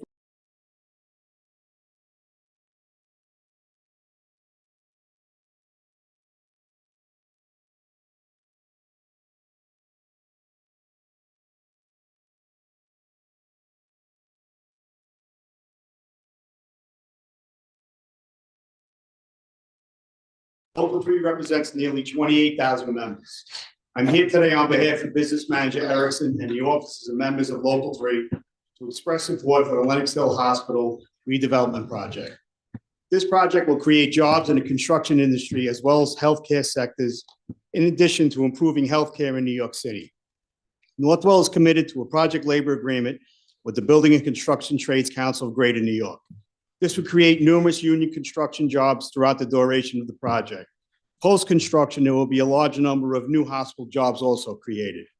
At a time where all we hear about is hospitals closing down or reducing services, Northwell is increasing its investment in the future healthcare in New York City by making improvements to an aging facility to benefit the patients and also the staff. I would like to thank you for your time. And again, on behalf of Local 3 officers and members, I urge you to support the redevelopment project. Thank you. Thank you. My name is Pierre Van Boxtel, and I grew up and live currently on 77th and 3rd, speaking out against Lenox Hill Hospital's proposed expansion. At its core, this plan is not about improving healthcare access. It's about maximizing profits. By replacing shared hospital rooms with 475 private suites, Lenox Hill is shifting its focus toward wealthier patients and medical tourism rather than serving the broader community. Our neighborhood does not need an ultra-premium hospital catering to the elite. We need a medical facility that remains accessible to all, especially in emergencies and times of crisis. This expansion is not about better patient care. It's about revenue. This expansion does not add value to our community. Instead, it creates 11 years of noise, traffic, and disruption with no benefit to the residents who will have to endure it. We must oppose this project to protect both our community's healthcare access and the character of our neighborhood. Thank you. I'm Ali Sadigan. In an earlier town hall, I asked the Northwell what are the new services they would provide for the community that is not there already through other hospitals. They failed to give me one. I understand, like any other organization, they want to grow. That's fine. But they're requesting an exception to the rules to do so. And as stewards of our neighborhood, I think the board should recognize that they have the good of the community and the city, not the hospital in their heart. They have failed to meet their burden for justification of getting this variance. Don't get me wrong, I support growth, I support renovation within their current envelope. But if they want to grow beyond that, they should look at their own history. 1869, this hospital was built in farmland when nothing was here and nobody thought this would be Upper East Side. Somebody had a foresight not to build where it was, but where it would be. So now Northwell should look the same way. Look where in the city doesn't have a hospital, doesn't have service. Build there. Look at your own history.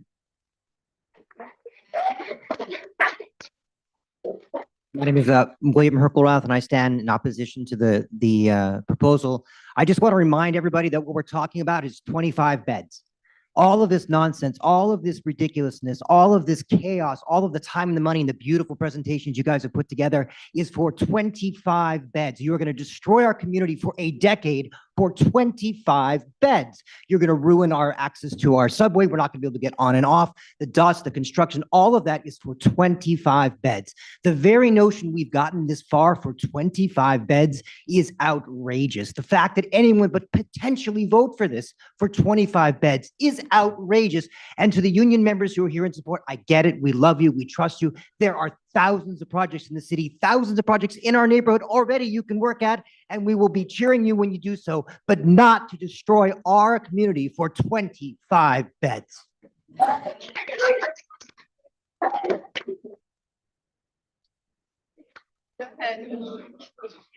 Everybody, please. My name is Elizabeth Namias. I live at 875 Park Avenue, which is situated on the southeast corner of Park and 78th. My windows face south and east. I get sunlight at the moment, all during the day. When you build this wonderful building, I'm going to be deprived of that sunlight from the shadow from this building.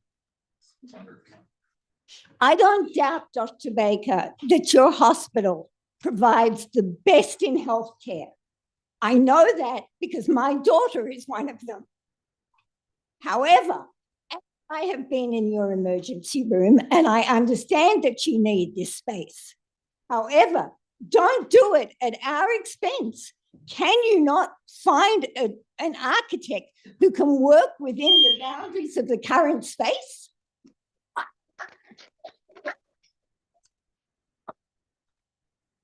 I'm Jean McEnany, and I'm speaking on behalf of. Sorry? Closer to the microphone. Okay. Jean McEnany from Civitas. Civitas is a community-based organization focused on zoning and land use in the Upper East Side and East Harlem. We are vehemently opposed to the current Lenox Hill Hospital proposed expansion. While we support a modernization of the hospital, the proposal is centered on a massive, bulky, fat, and ugly expansion that exceeds 400 feet on half of its block, and that will be a visible blight diminishing the distinctive and world-renowned urban landscape of the Park Avenue Improvement District. Lenox Hill could reduce some of the height by going deeper underground. It is premised on a FAR explosion from 7.5 to 12.5. There is zero justification to increase the number of luxury, overly large patient rooms so that Northwell can complete more effectively for wealthy clients on the Upper East Side.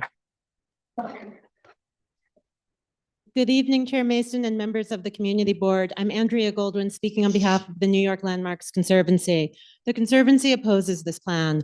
Although the hospital is not a designated landmark, it contains historic buildings designed by notable architects York and Sawyer and is surrounded by historic districts. The proposal calls for the demolition of those buildings and would drastically disrupt the relationship of the hospital and its neighbors. We urge the Community Board and elected officials to demand a revised proposal that's closer to as of right. The upzoning threatens carefully calibrated zoning that maintains the character of Park and Lexington and the low-rise mid-block corridors. If the proposal is approved, it could set a precedent for upzoning throughout the neighborhood. The city deserves world-class medical institutions. We appreciate that Lenox Hill needs to upgrade upgrade services. But there are experts who disagree that the hospital's insistence that this is the only sized building that can meet their needs. There must be a way to do this without such a negative impact on the character and quality of life in this neighborhood. Thank you.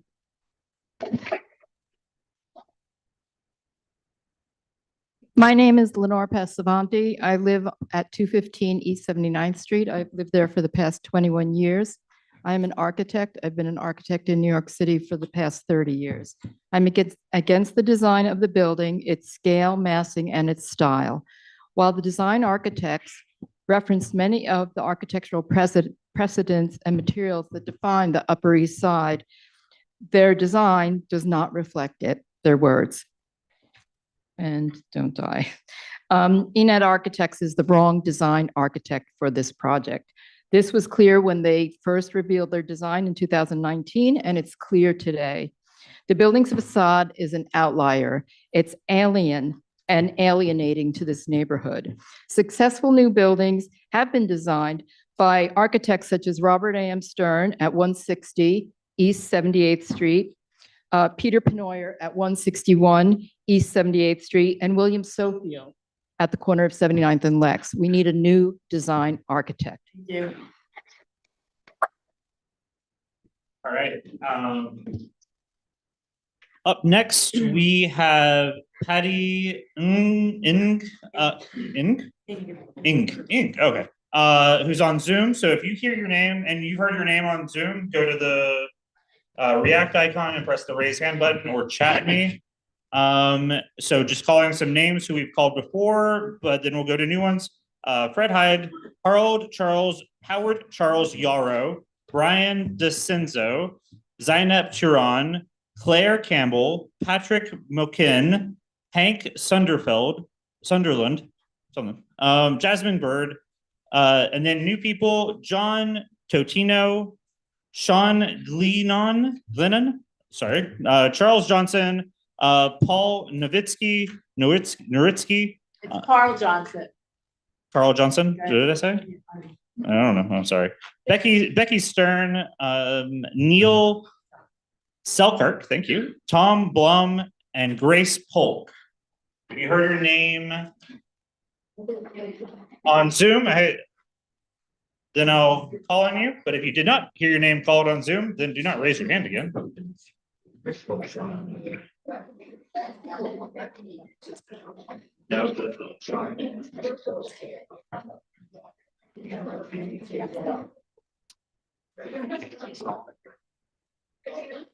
give everybody a couple of seconds to get up to the front of the room. If you're leaving, I just ask you to do it quietly so we can continue, okay? If you're leaving, thank you for coming, but just leave quietly so we can continue. Okay. How you doing? I'm Hank Soderlin. After the pandemic, you realized the need for healthcare and extra beds in a time of greatest need. And I know the hospital came through for our community, and I know the community needs more of these things to be proactive instead of reactive in these types of situations. I'm a local 3 member of building trades. I work in this area now.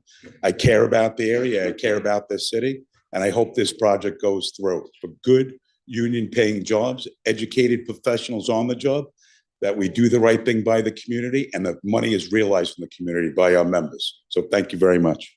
Thank you. Hi, good evening. My name is Paul Lewerski.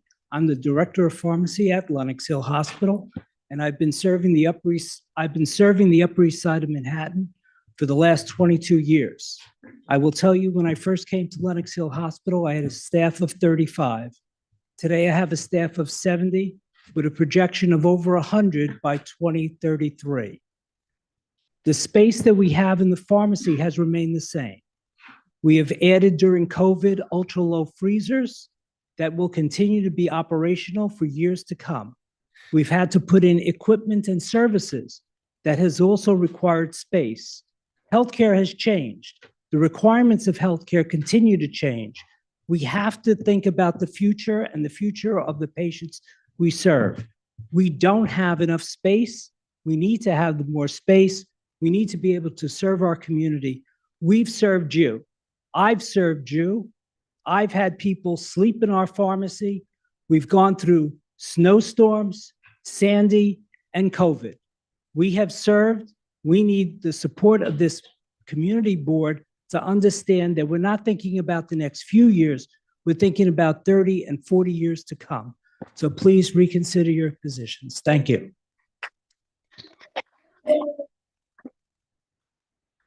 My name is Neil Selkirk. Community board members, please attend closely to these numbers. As of 3 p.m. today, of 275 letters sent to CB8, 170 were opposed to the variance. 105 identified as in favor of the variance. But of that number, 82 people were easily identified as employed by Northwell Health. Well done, Northwell. The memo got out. But just 23 people who may or may not be employed by Northwell voiced approval for the plan. Perhaps 23 of 275. Community support for this variance is negligible. Thank you. Good evening, Chair and members of the committee. My name is John Totino. I'm a business agent with Plumbers Local 1. We represent the 6,000 union plumbers and gas fitters of New York City. The majority of our members live and raise their families within the 5 boroughs, and many work here at Community Board 8. For 136 years now, along with our brothers and sisters of the New York City building trades, we have proudly built and maintained the healthcare facilities in this city. We stand before you to voice our support for the Lenox Hill redevelopment project. When you look around our city, you see hospitals being built and expanded. Northwell, MSK, New York Press, and NYU, just to name a few, all have made investments in the future. This project is vital to our city's economy, creating an estimated 900 construction jobs and over 500 hospital jobs. This project will not only improve patient care and the quality of life for area residents and businesses, it will keep Lenox Hill and New York City one of the finest health care hubs in the world. I thank you for the opportunity to voice our support. Hello, I'm Tom Blum, a 32-year resident of the Upper East Side on 85th Street. As somebody who's on the board of a nonprofit that owns real estate, I want the community board to know that whatever you approve here, that becomes the platform that we are going to shoot for with our buildings. So you're not just approving one set of variances, you're opening the door to dozens of nonprofits to build as tall as they can build. The second point I want to get across is the original plan was a red herring. It included a ridiculous tower on Park Avenue. Please don't reward behavior that has a throwaway red herring and then makes the appearance that we've revised it. It's not. And thirdly, Lenox Hill is a great institution and they deliver extremely good medical care. We appreciate Dr. Baker and all his colleagues for what they do, proving they can do this with a smaller building.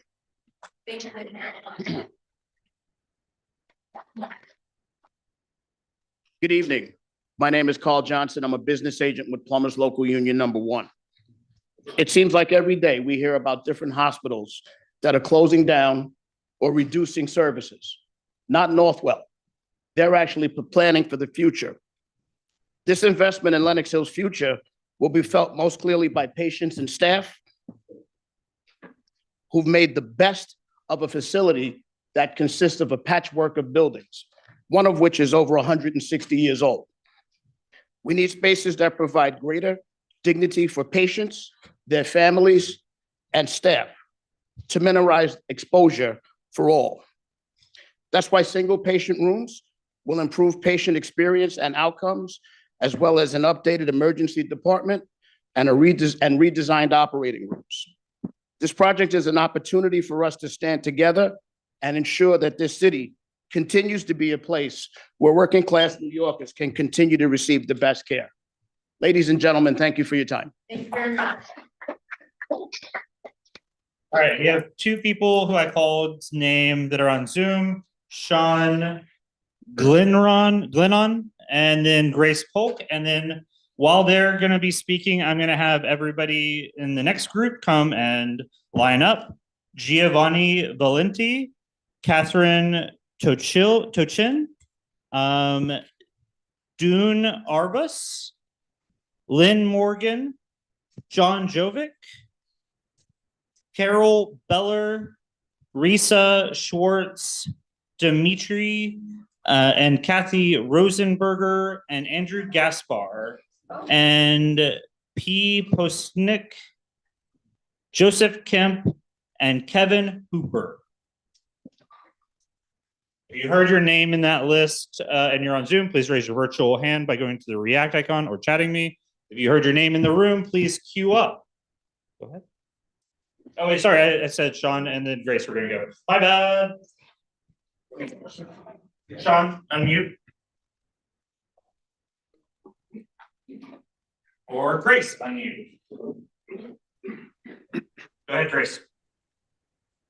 Hi, I'm Grace Polk, someone who loves to use the garden located at 103 East 77th Street next to Project Development Site 1A and opposite the hospital.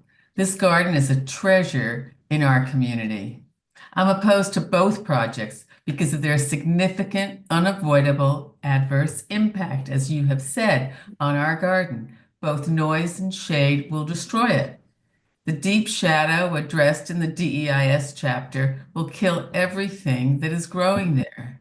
The garden exists to provide a quiet place of refuge for those visiting patients in the hospital, for workers who want a breath of fresh air at lunchtime, and for the neighbors who enjoy it every day.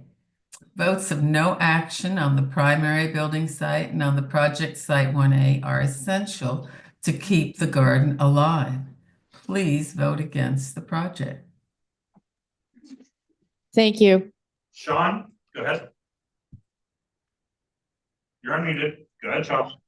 Yeah, I just had a couple other continuations, which really just reinforce the fact that they're really, it's just imposing an unreasonably long time frame to shut down the entire neighborhood instead of moving forward as of right. And part of it too doesn't take into consideration I feel that the transportation analysis was insufficient and really technically should be considered incomplete because it relied on data from the HSS and wheel redevelopment sites from 7 and 13 years ago, and also outdated census data. It doesn't take into consideration the actual state of transportation throughout the block surrounding the Lenox Hill Hospital and North Southeast. And it's literally just choked already. So, and there's no, it should just be, they should have to shut down services and rebuild. Okay, thank you, Sean. Thank you. Okay, we're going back to the room now. Please state your name and. My name is June Arbus. It strikes me as unconscionable that anyone purporting to represent the community, which is almost totally opposed to this proposal, would permit Northwell to receive a variance, freeing them from existing zoning regulations, and thereby requiring local residents, the legitimate beneficiaries of those same regulations, to subsidize Northwell through the consequent cost to the value of their property and their quality of life, when Northwell could perfectly well build the hospital of their dreams as of right elsewhere where it is really needed, with zero interruption to their medical services, by cashing out the enormous value of their current property, situated as it is in one of the most valuable neighborhoods on earth. Thank you. Thank you. Hello, my name is Sean Jovic. I'm the business manager of Heat and Frost Insulators Local 12. Well, I hear a lot of people saying it's 9 years of construction, but that 9 years of construction will provide decades of advanced care for patients that are desperately needed. The hospital now is, much of the building is very much outdated. Some of it actually 160 years old. So I stand in support of this hospital. And a lot of us that have stayed in hospitals, no one likes to share a room. Everybody likes to have a single bed and provided better care and peace and quiet when you're trying to sleep. So I, again, on behalf of my membership, I wholeheartedly support this project. Thank you. Thank you. I'm Joseph Kemp, and I'm an employee at Northwell, but I speak this evening as a member of the community because that's what we all are. We're embedded in the neighborhood. We contribute to the local economy. I'm also someone who has 3 generations tied to this hospital, starting with my father. My sisters are born here. Even before I started at Northwell, I made sure my 3 daughters were born at this hospital. That's just the family history I know of, because it could go back even further. That's what this proposal is about. It's not a net new hospital. It's revitalizing an iconic institution that's been here for 160 years. Before the Brooklyn Bridge, before the Met, even before Park Avenue got its name. Now, I have absolute privilege of working with this team to ensure that this hospital remains a beacon of world-class care for future generations. That's my children, your children. We've seen enough in this city what happens when we don't invest in healthcare. This is our chance for our kids.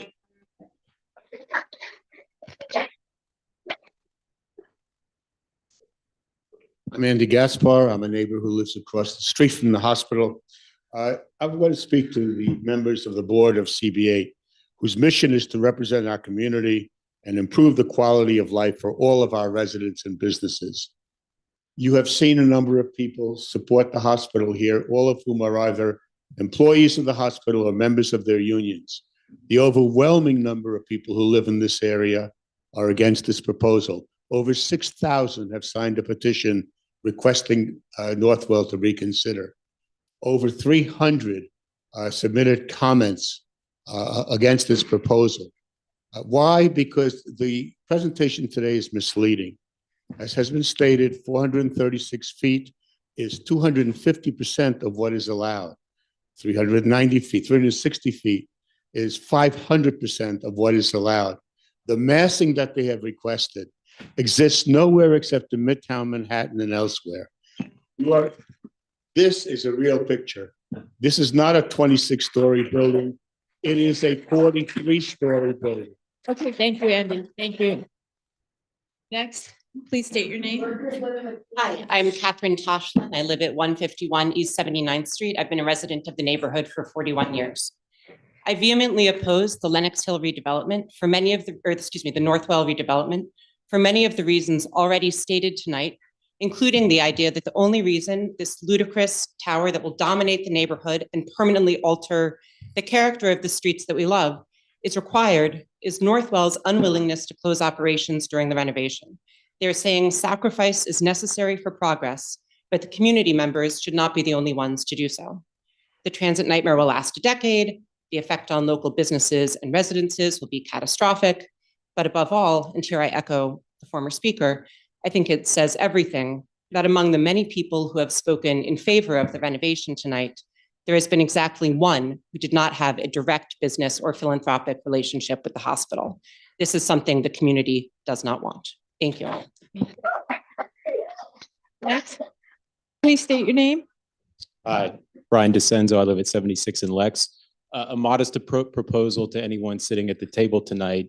Should this go through, I'll swap apartments with you for the duration of construction.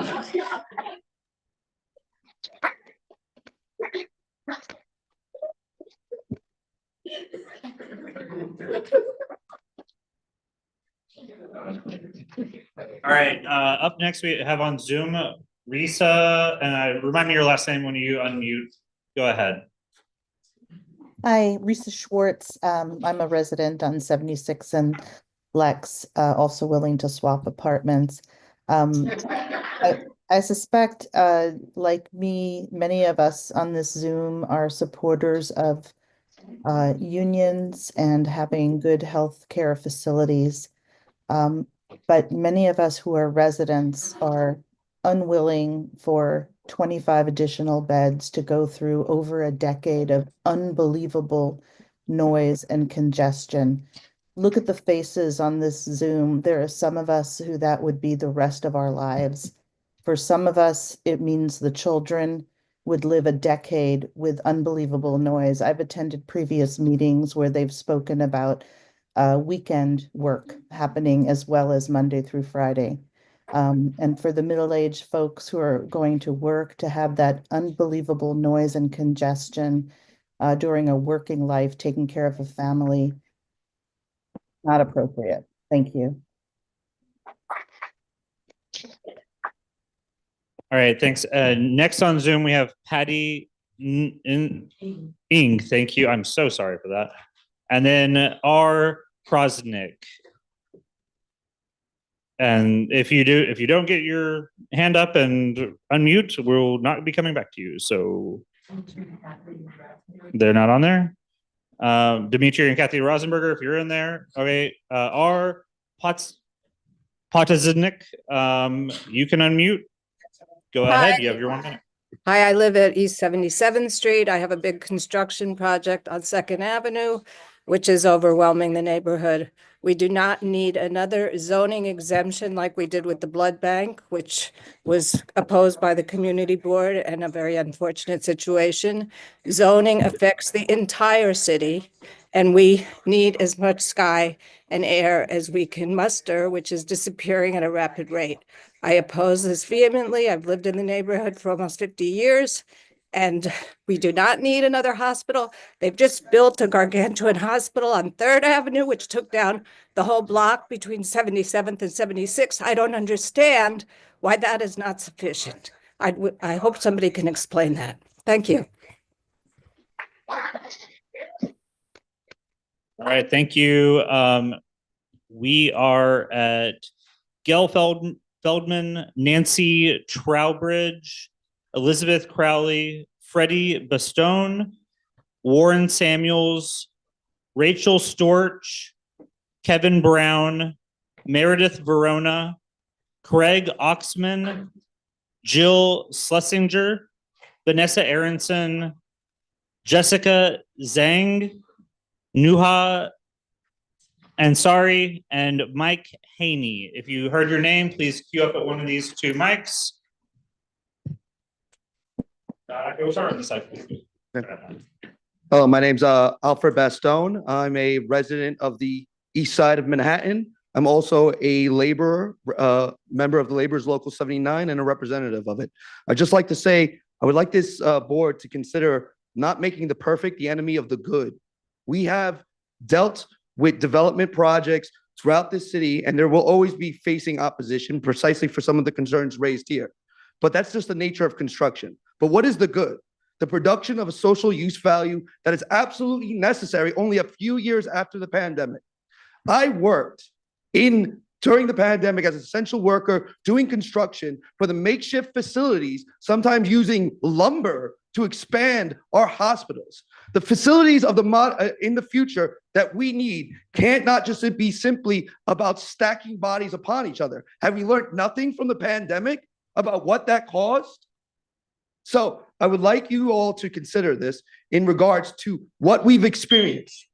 Let's keep in mind the tens of thousands of New Yorkers who've lost their lives from the pandemic. Thank you. My name is Gail Feldman. Hippocrates asked physicians to do no harm, yet the physician executives of Lenox Hill and its overlord, Northwell Health, in proposing to erect a gigantic tower totally out of scale with the surrounding neighborhood, whose construction will greatly disrupt and damage the area during the decade it will take to build, is proposing to do a great deal of harm indeed. I've lived 3 blocks from the hospital for 33 years.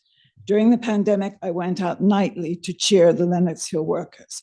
But this utterly wrong-headed proposal has turned those cheers into disgust. The hulking tower will be an ugly sun-blocking blight.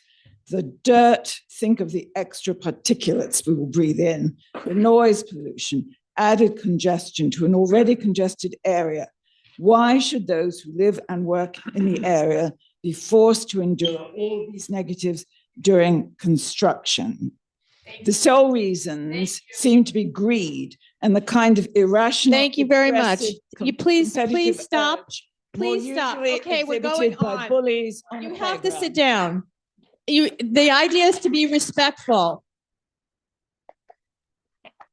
Good evening. My name is Elizabeth Crowley, and as a former New York City Council member who served 9 years, I want to thank the Community Board for allowing me the opportunity to speak here tonight and for all they do.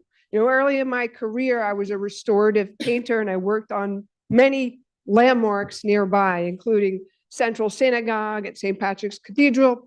I was a proud member of the Painters Union. And today, I'm here to testify as president of the Building Trades Employers Association, representing over 1,200 businesses, from big builders to small specialty trade contractors. I'm here tonight in support of the Lenox Hill redevelopment plan. I would like to emphasize two important aspects of the current plan. First, a state-of-the-art healthcare facility that will replace the current 160-year-old hodgepodge of buildings with the latest in surgical care and technology. This will only improve outcomes for patients at Lenox Hill Hospital. And just second. Sorry, that's it. We can only tolerate one disrespectful person at a time. That's it. That's it. Next. Okay, I'm Nancy Trowbridge. I live at 79th and Lexington for 60 years. I do not understand why we have zoning laws. If an organization such as Northwell Health would be allowed to build the tallest and very dense hospital in New York City and the second tallest in the world in our residential neighborhood. We do not need this in our community as we already have excellent nearby hospitals. There's no unserved need in our neighborhood. Existing Lenox Hill Hospital could be updated by a different owner or even Northwell at a fraction of the size, density, and cost that Northwell is proposing. Lexington, why are not both downtown and uptown subway stations being renovated? Lexington Avenue, which Northwell, oh dear, sorry.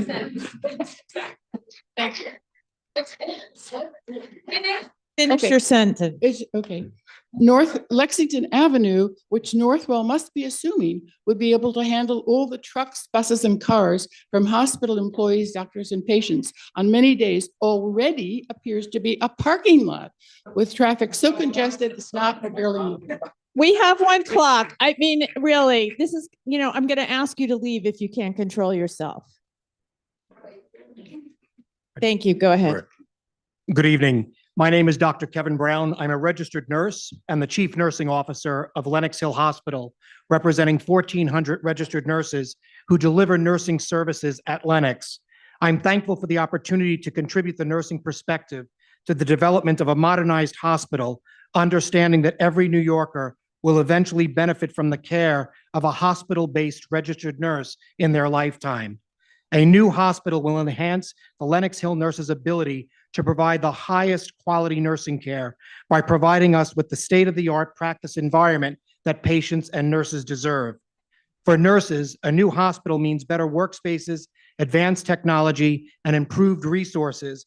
More effective patient-centric care will ultimately be delivered. A new hospital is necessary and a monumental step forward, not just for the infrastructure of healthcare, but for the well-being of every patient, family, nurse, and healthcare professional who enters it. I ask you to vote yes. Thank you very much. I'm Jessica Long, Policy Manager at the 32BJ Health Fund, which provides affordable health coverage to over 200,000 union members and their families. 1,800 of our members visit Lenox Hill Hospital each year. New York City's high hospital prices, which Northwell's proposal could impact, threaten the sustainability of our members' health benefits. We have seen price increases follow hospital expansions before. Northwell has expanded, increasing their net assets by 68% from 2016 to 2022 to $6 billion. Instead of seeing these dollars invested into making care more affordable, we saw prices at Northwell rise in this same period. We went from paying 232% of what Medicare pays for the same services to 322%. This land use decision may lead to a waste of our members' hard-earned healthcare dollars by increasing the costs embedded in New York City's healthcare infrastructure while leaving unaddressed our members' more pressing need for affordability. All right, good evening. My name is Warren Samuels. I'm a U.S. Army veteran and a proud member of one of the strongest locals in New York City, Local 580 Ironworkers. I want to talk real briefly about this project and the importance of it. As you already know, it's going to create 900 union jobs. That means 900 of my brothers and sisters get to wake up in the morning, go to work, put their skills and their training on the table for a show to help bring this project to life. It's also going to create 500 jobs in the healthcare field, post-production. But what you guys are going to get with union work is quality. You're going to get craftsmanship. You're going to get guys that are going to go to work every day, work safe, and give you guys the best possible product out there. Once again, I'm representing Local 580. Please push this through. Let's put these union workers to work. Thank you very much. Have a good night. Rachel? My name is Rachel Storch, and I'm a candidate for City Council in District 4, the district that includes. Speak as a member of the community. Okay. I have lived at 74th and Lexington in the backyard of the hospital for the last 15 years. I am a mother of 4 school-aged children, all of whom were born at Lenox Hill, and I'm deeply concerned about the scope and scale of the proposed expansion. Healthcare is important to East Siders. Northwell is important to our community. As someone who gave birth to 4 children in the hospital and has relied on the facility and its providers for care over the years, I acknowledge the need for upgrades and very much appreciate the potential for union jobs on a project like this. However, the scope and scale of the proposed expansion as it stands are deal breakers for the community. As proposed, my children's entire teenage years and those of their peers would be consumed with potentially a decade of construction noise, dust, and disruption. Thank you. Sorry. Okay, next. My name's Nuha Ansari. I'm speaking on behalf of Friends of the Upper East Side. While we acknowledge the need for hospital modernization, this plan significantly deviates from the neighborhood's established character and scale. The proposal necessitates substantial upzoning on Lexington Avenue and the mid-block of East 76th Street, thereby dismantling zoning regulations designed to preserve the character of Park and Lexington Avenues and their low-rise mid-block corridors. The proposed 436-foot hospital tower blatantly disregards Lexington Avenue's inherent limitations as a narrow, pedestrian-heavy, and retail-centric street, recognized for its special neighborhood character. In addition, the demolition of historically significant buildings that stand as a link to the institution's origins as the German hospital would be a huge loss, and we urge Northwell to incorporate the historic building facades into the larger scheme. Approving this proposal will establish a perilous precedent for disregarding contextual zoning, and we implore the community board to reject this plan. Thank you.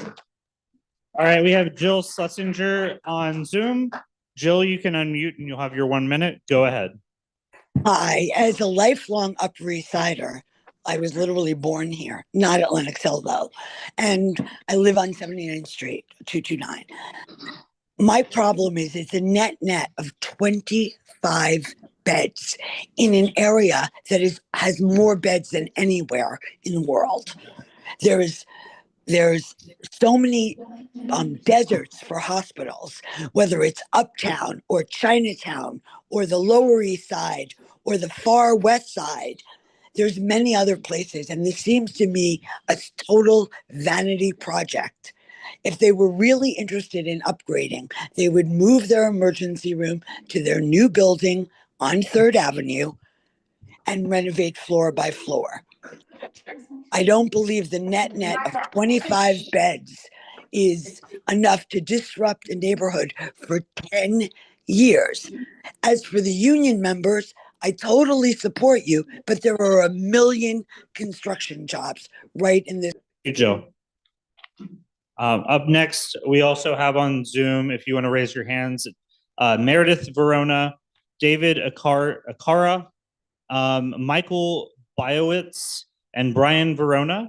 And then in the room, Craig Oxman, Mark Haney, Stephen Silch, Dennis Ibeck, Diane Carey, Robert Rotolo, Michael White, Juan Johnson, Rory Freckleton, Brian Rodriguez, Donovan Silvera, Alfonso Fernandez, Vasil Lysohar, Sergi Likerboff, Javier Diaz, and Manuel Fernandez.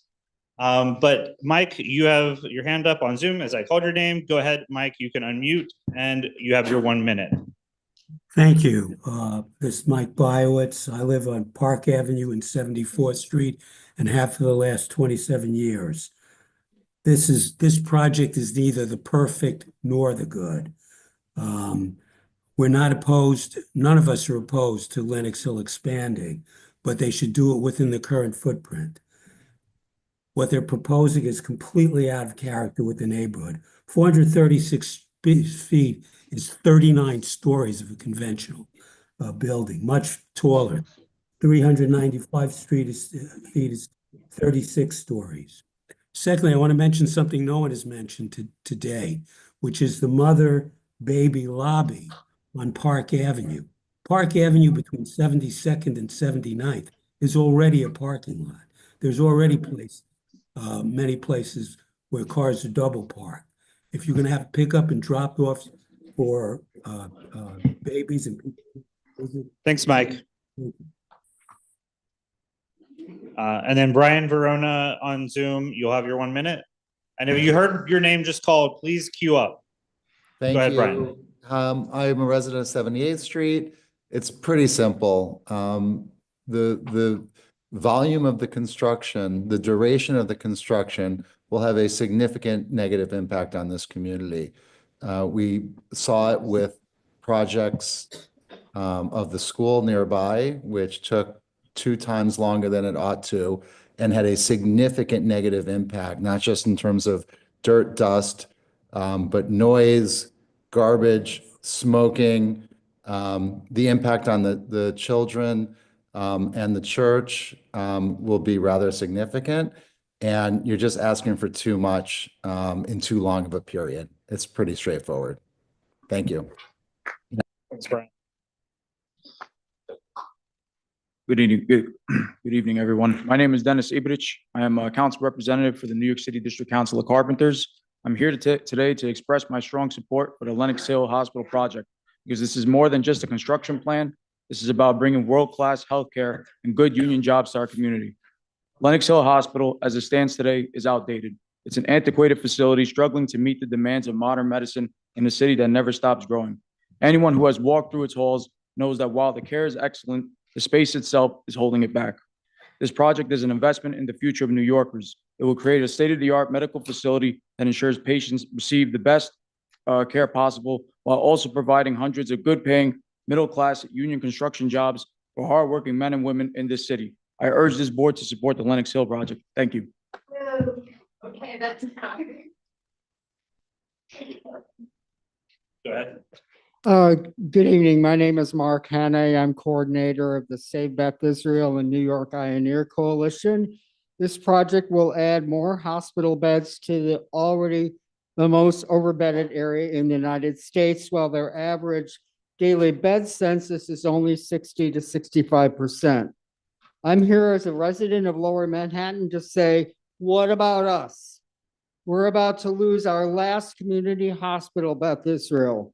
So why can't we have some portion of this project be shifted downtown where it's desperately needed? Lenox Hill Hospital successfully operates a satellite enhanced community emergency department in Manhattan's West Village that replaced St. Vincent's when it closed. We need something like that in Lower Manhattan, particularly on the Lower East Side. Northwell and Lenox Hill can be a hero to us as Mount Sinai Health System walks away from us and abandons us. Thank you for coming uptown. My name is Diane Crary, and I live on 74th between Park and Lex. And Lenox Hill desperately needs a renovation, but not to the extent of what you're trying to do. It is way too big for the area. One concern that I really have is I heard that the staging area is going to be on Park Avenue. Park Avenue is not built for big trucks and weight. We've already had to repair it once. So would you take care of that? If, you know, and you'd ruin the mall. I also think that you've got to do a tunnel under the road to connect the two subway stops. Maybe it's not part of your building, you don't own the building, but the MTA could do it. They've done it on many other streets. And I just hope that you listen to us. All right, thank you, Diane. Stephen Silch, Robert Rotolo, Michael White, Juan Johnson, Rory Freckleton, Brian Rodriguez, Donovan Silvera, Alfonso Fernandez, Vasil Lihosor, Sergi Sherbakov, Javier Diaz, Manuel Fernandez, David Langer, Christopher Walsh, Chris Cook, Kwasi Long, Peter Morano, Carol Johnson, John Oxman, Shayna, Laurie, we already called Shayna. Yeah, that Wesley Walsh. One there. Hang on for the last little bit. So if you just heard your name, please queue up. Go ahead. Hi, I'm Dave Langer. I'm the chair of nurse surgery at Lenox Hill Hospital, and I thought I'd come here and get really angry, but as this has gone on, I've actually gotten more calm. There's no way we're going to solve. There's no way that we're going to solve this problem. It's kind of like MAGA and Black Lives Matter. We're so far apart. But I want to say this: there's certain realities. We have to build a new hospital, and we have to keep the old one running. That's not going to change. Code requires that it takes up more space to build the same number of beds. This whole 25-bed argument is a bunch of crap. Change hurts. I lived the Second Avenue subway construction. I raised 4 kids up here on the Upper East Side. I know what that's like too. And you know what? Just because I work for the hospital, I'm never going to work in the new hospital, ever. I'm doing this for my junior guys and for all the young, fantastic attendings. We do have world-class healthcare at Lenox Hill. Yes, we do. And we want to keep it that way. And so I just want to make sure we're not going to solve this problem today. Think about it, what we want in the future. Thank you very much. Go ahead. Good evening. I'm Christopher Walsh, journeyman ironworker of Local 40, not to be confused with the president of our local, who's also Christopher Walsh. You'll hear a lot of boilerplate from tradesmen tonight about union jobs and all the attendant community benefits there. Obviously, I wholeheartedly support these positions, but there are many lenses through which to view the Lenox Hill redevelopment project. You could, for instance, talk about high quality access and proximity to East Harlem at a time when racial equity initiatives are being erased nationally.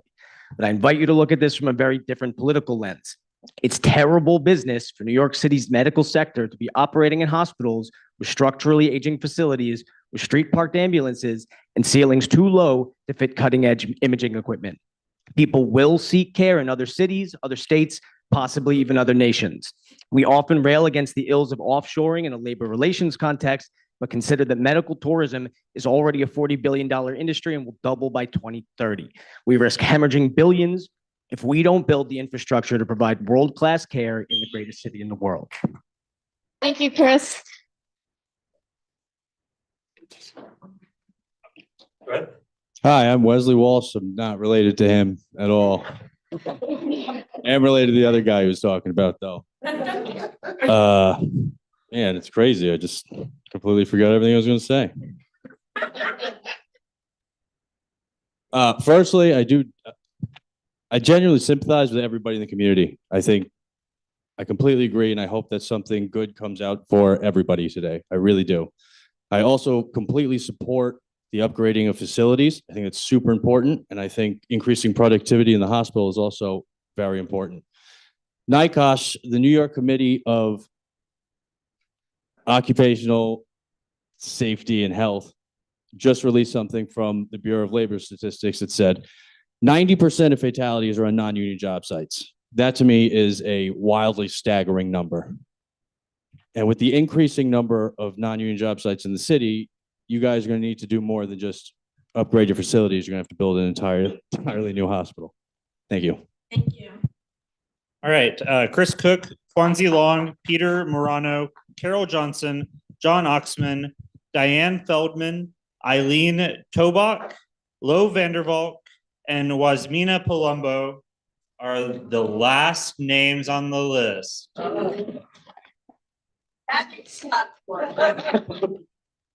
Eileen, you're on Zoom, so you can go ahead and go for your 1 minute. Thank you. My name is Eileen Tobach. I'm an Upper East Side resident of 13 years, and I'm the executive director of the New York Professional Nurses Union. In my 17 years working at the union, I've had the privilege of getting to know many of the 1,200 nurses who work in this community at Lenox Hill Hospital, many who also live in the community. They're our frontline heroes, and I know the impact they have on my neighbors and fellow New Yorkers each and every day. In order to make New Yorkers receive the best medical treatment they can, regardless of where they live or their income, we need to be willing to invest in the spaces that provide the essential care. Representing nurses who deliver exceptional care at Lenox Hill Hospital, we know that they do so despite the aging building around them. We need to work with Lenox Hill Hospital and find a pathway forward that allows the investment we need in the hospital and provides the care to our community that it deserves. Thank you. Thank you, Eileen. Thank you, Eileen. Lo Vandervalk, you are up next on Zoom. Lo, go ahead and unmute if you are there.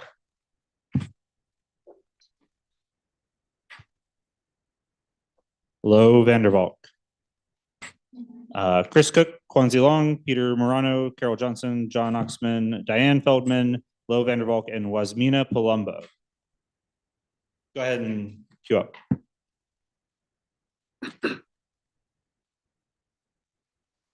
Hi. You can just hold it. Just yeah. hold it if that's easier. I am a resident in Lenox Hill, and I was at Community Board 8 last year to advocate against the 598-foot MSK pavilion that has just plowed through the ULURP process, was completely approved with no setbacks. I'm having flashbacks to that process. I'm having flashbacks to the blood center. Everything seems to be going through despite overwhelming community opposition. It is the same script.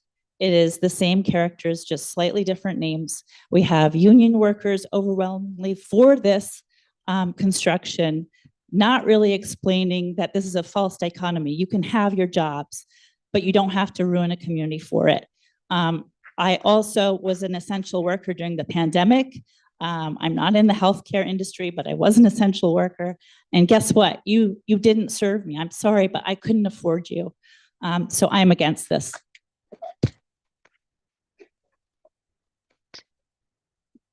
All right. Lo Vandervalk, you can unmute. If not, anybody who signed up and didn't get called on, or I mean, I've called every name, but if you haven't spoken and you signed up, and if you were on Zoom and you signed up, and maybe we thought you were in person, this is your last opportunity to raise your virtual hand or show up to the little microphones.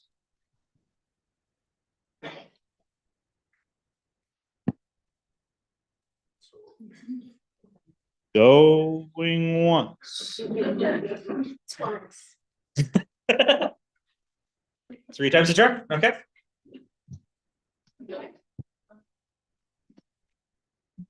Do you want to respond to anything? I don't want to respond to anything except just to say thank you to everybody again for clearly the enthusiasm and again, the intention.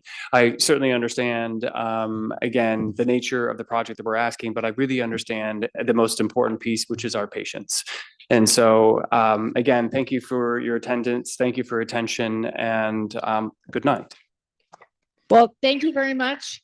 I want to thank, before everyone gets up, just give me just a couple of seconds. I just want to thank everyone for their decorum for the most part.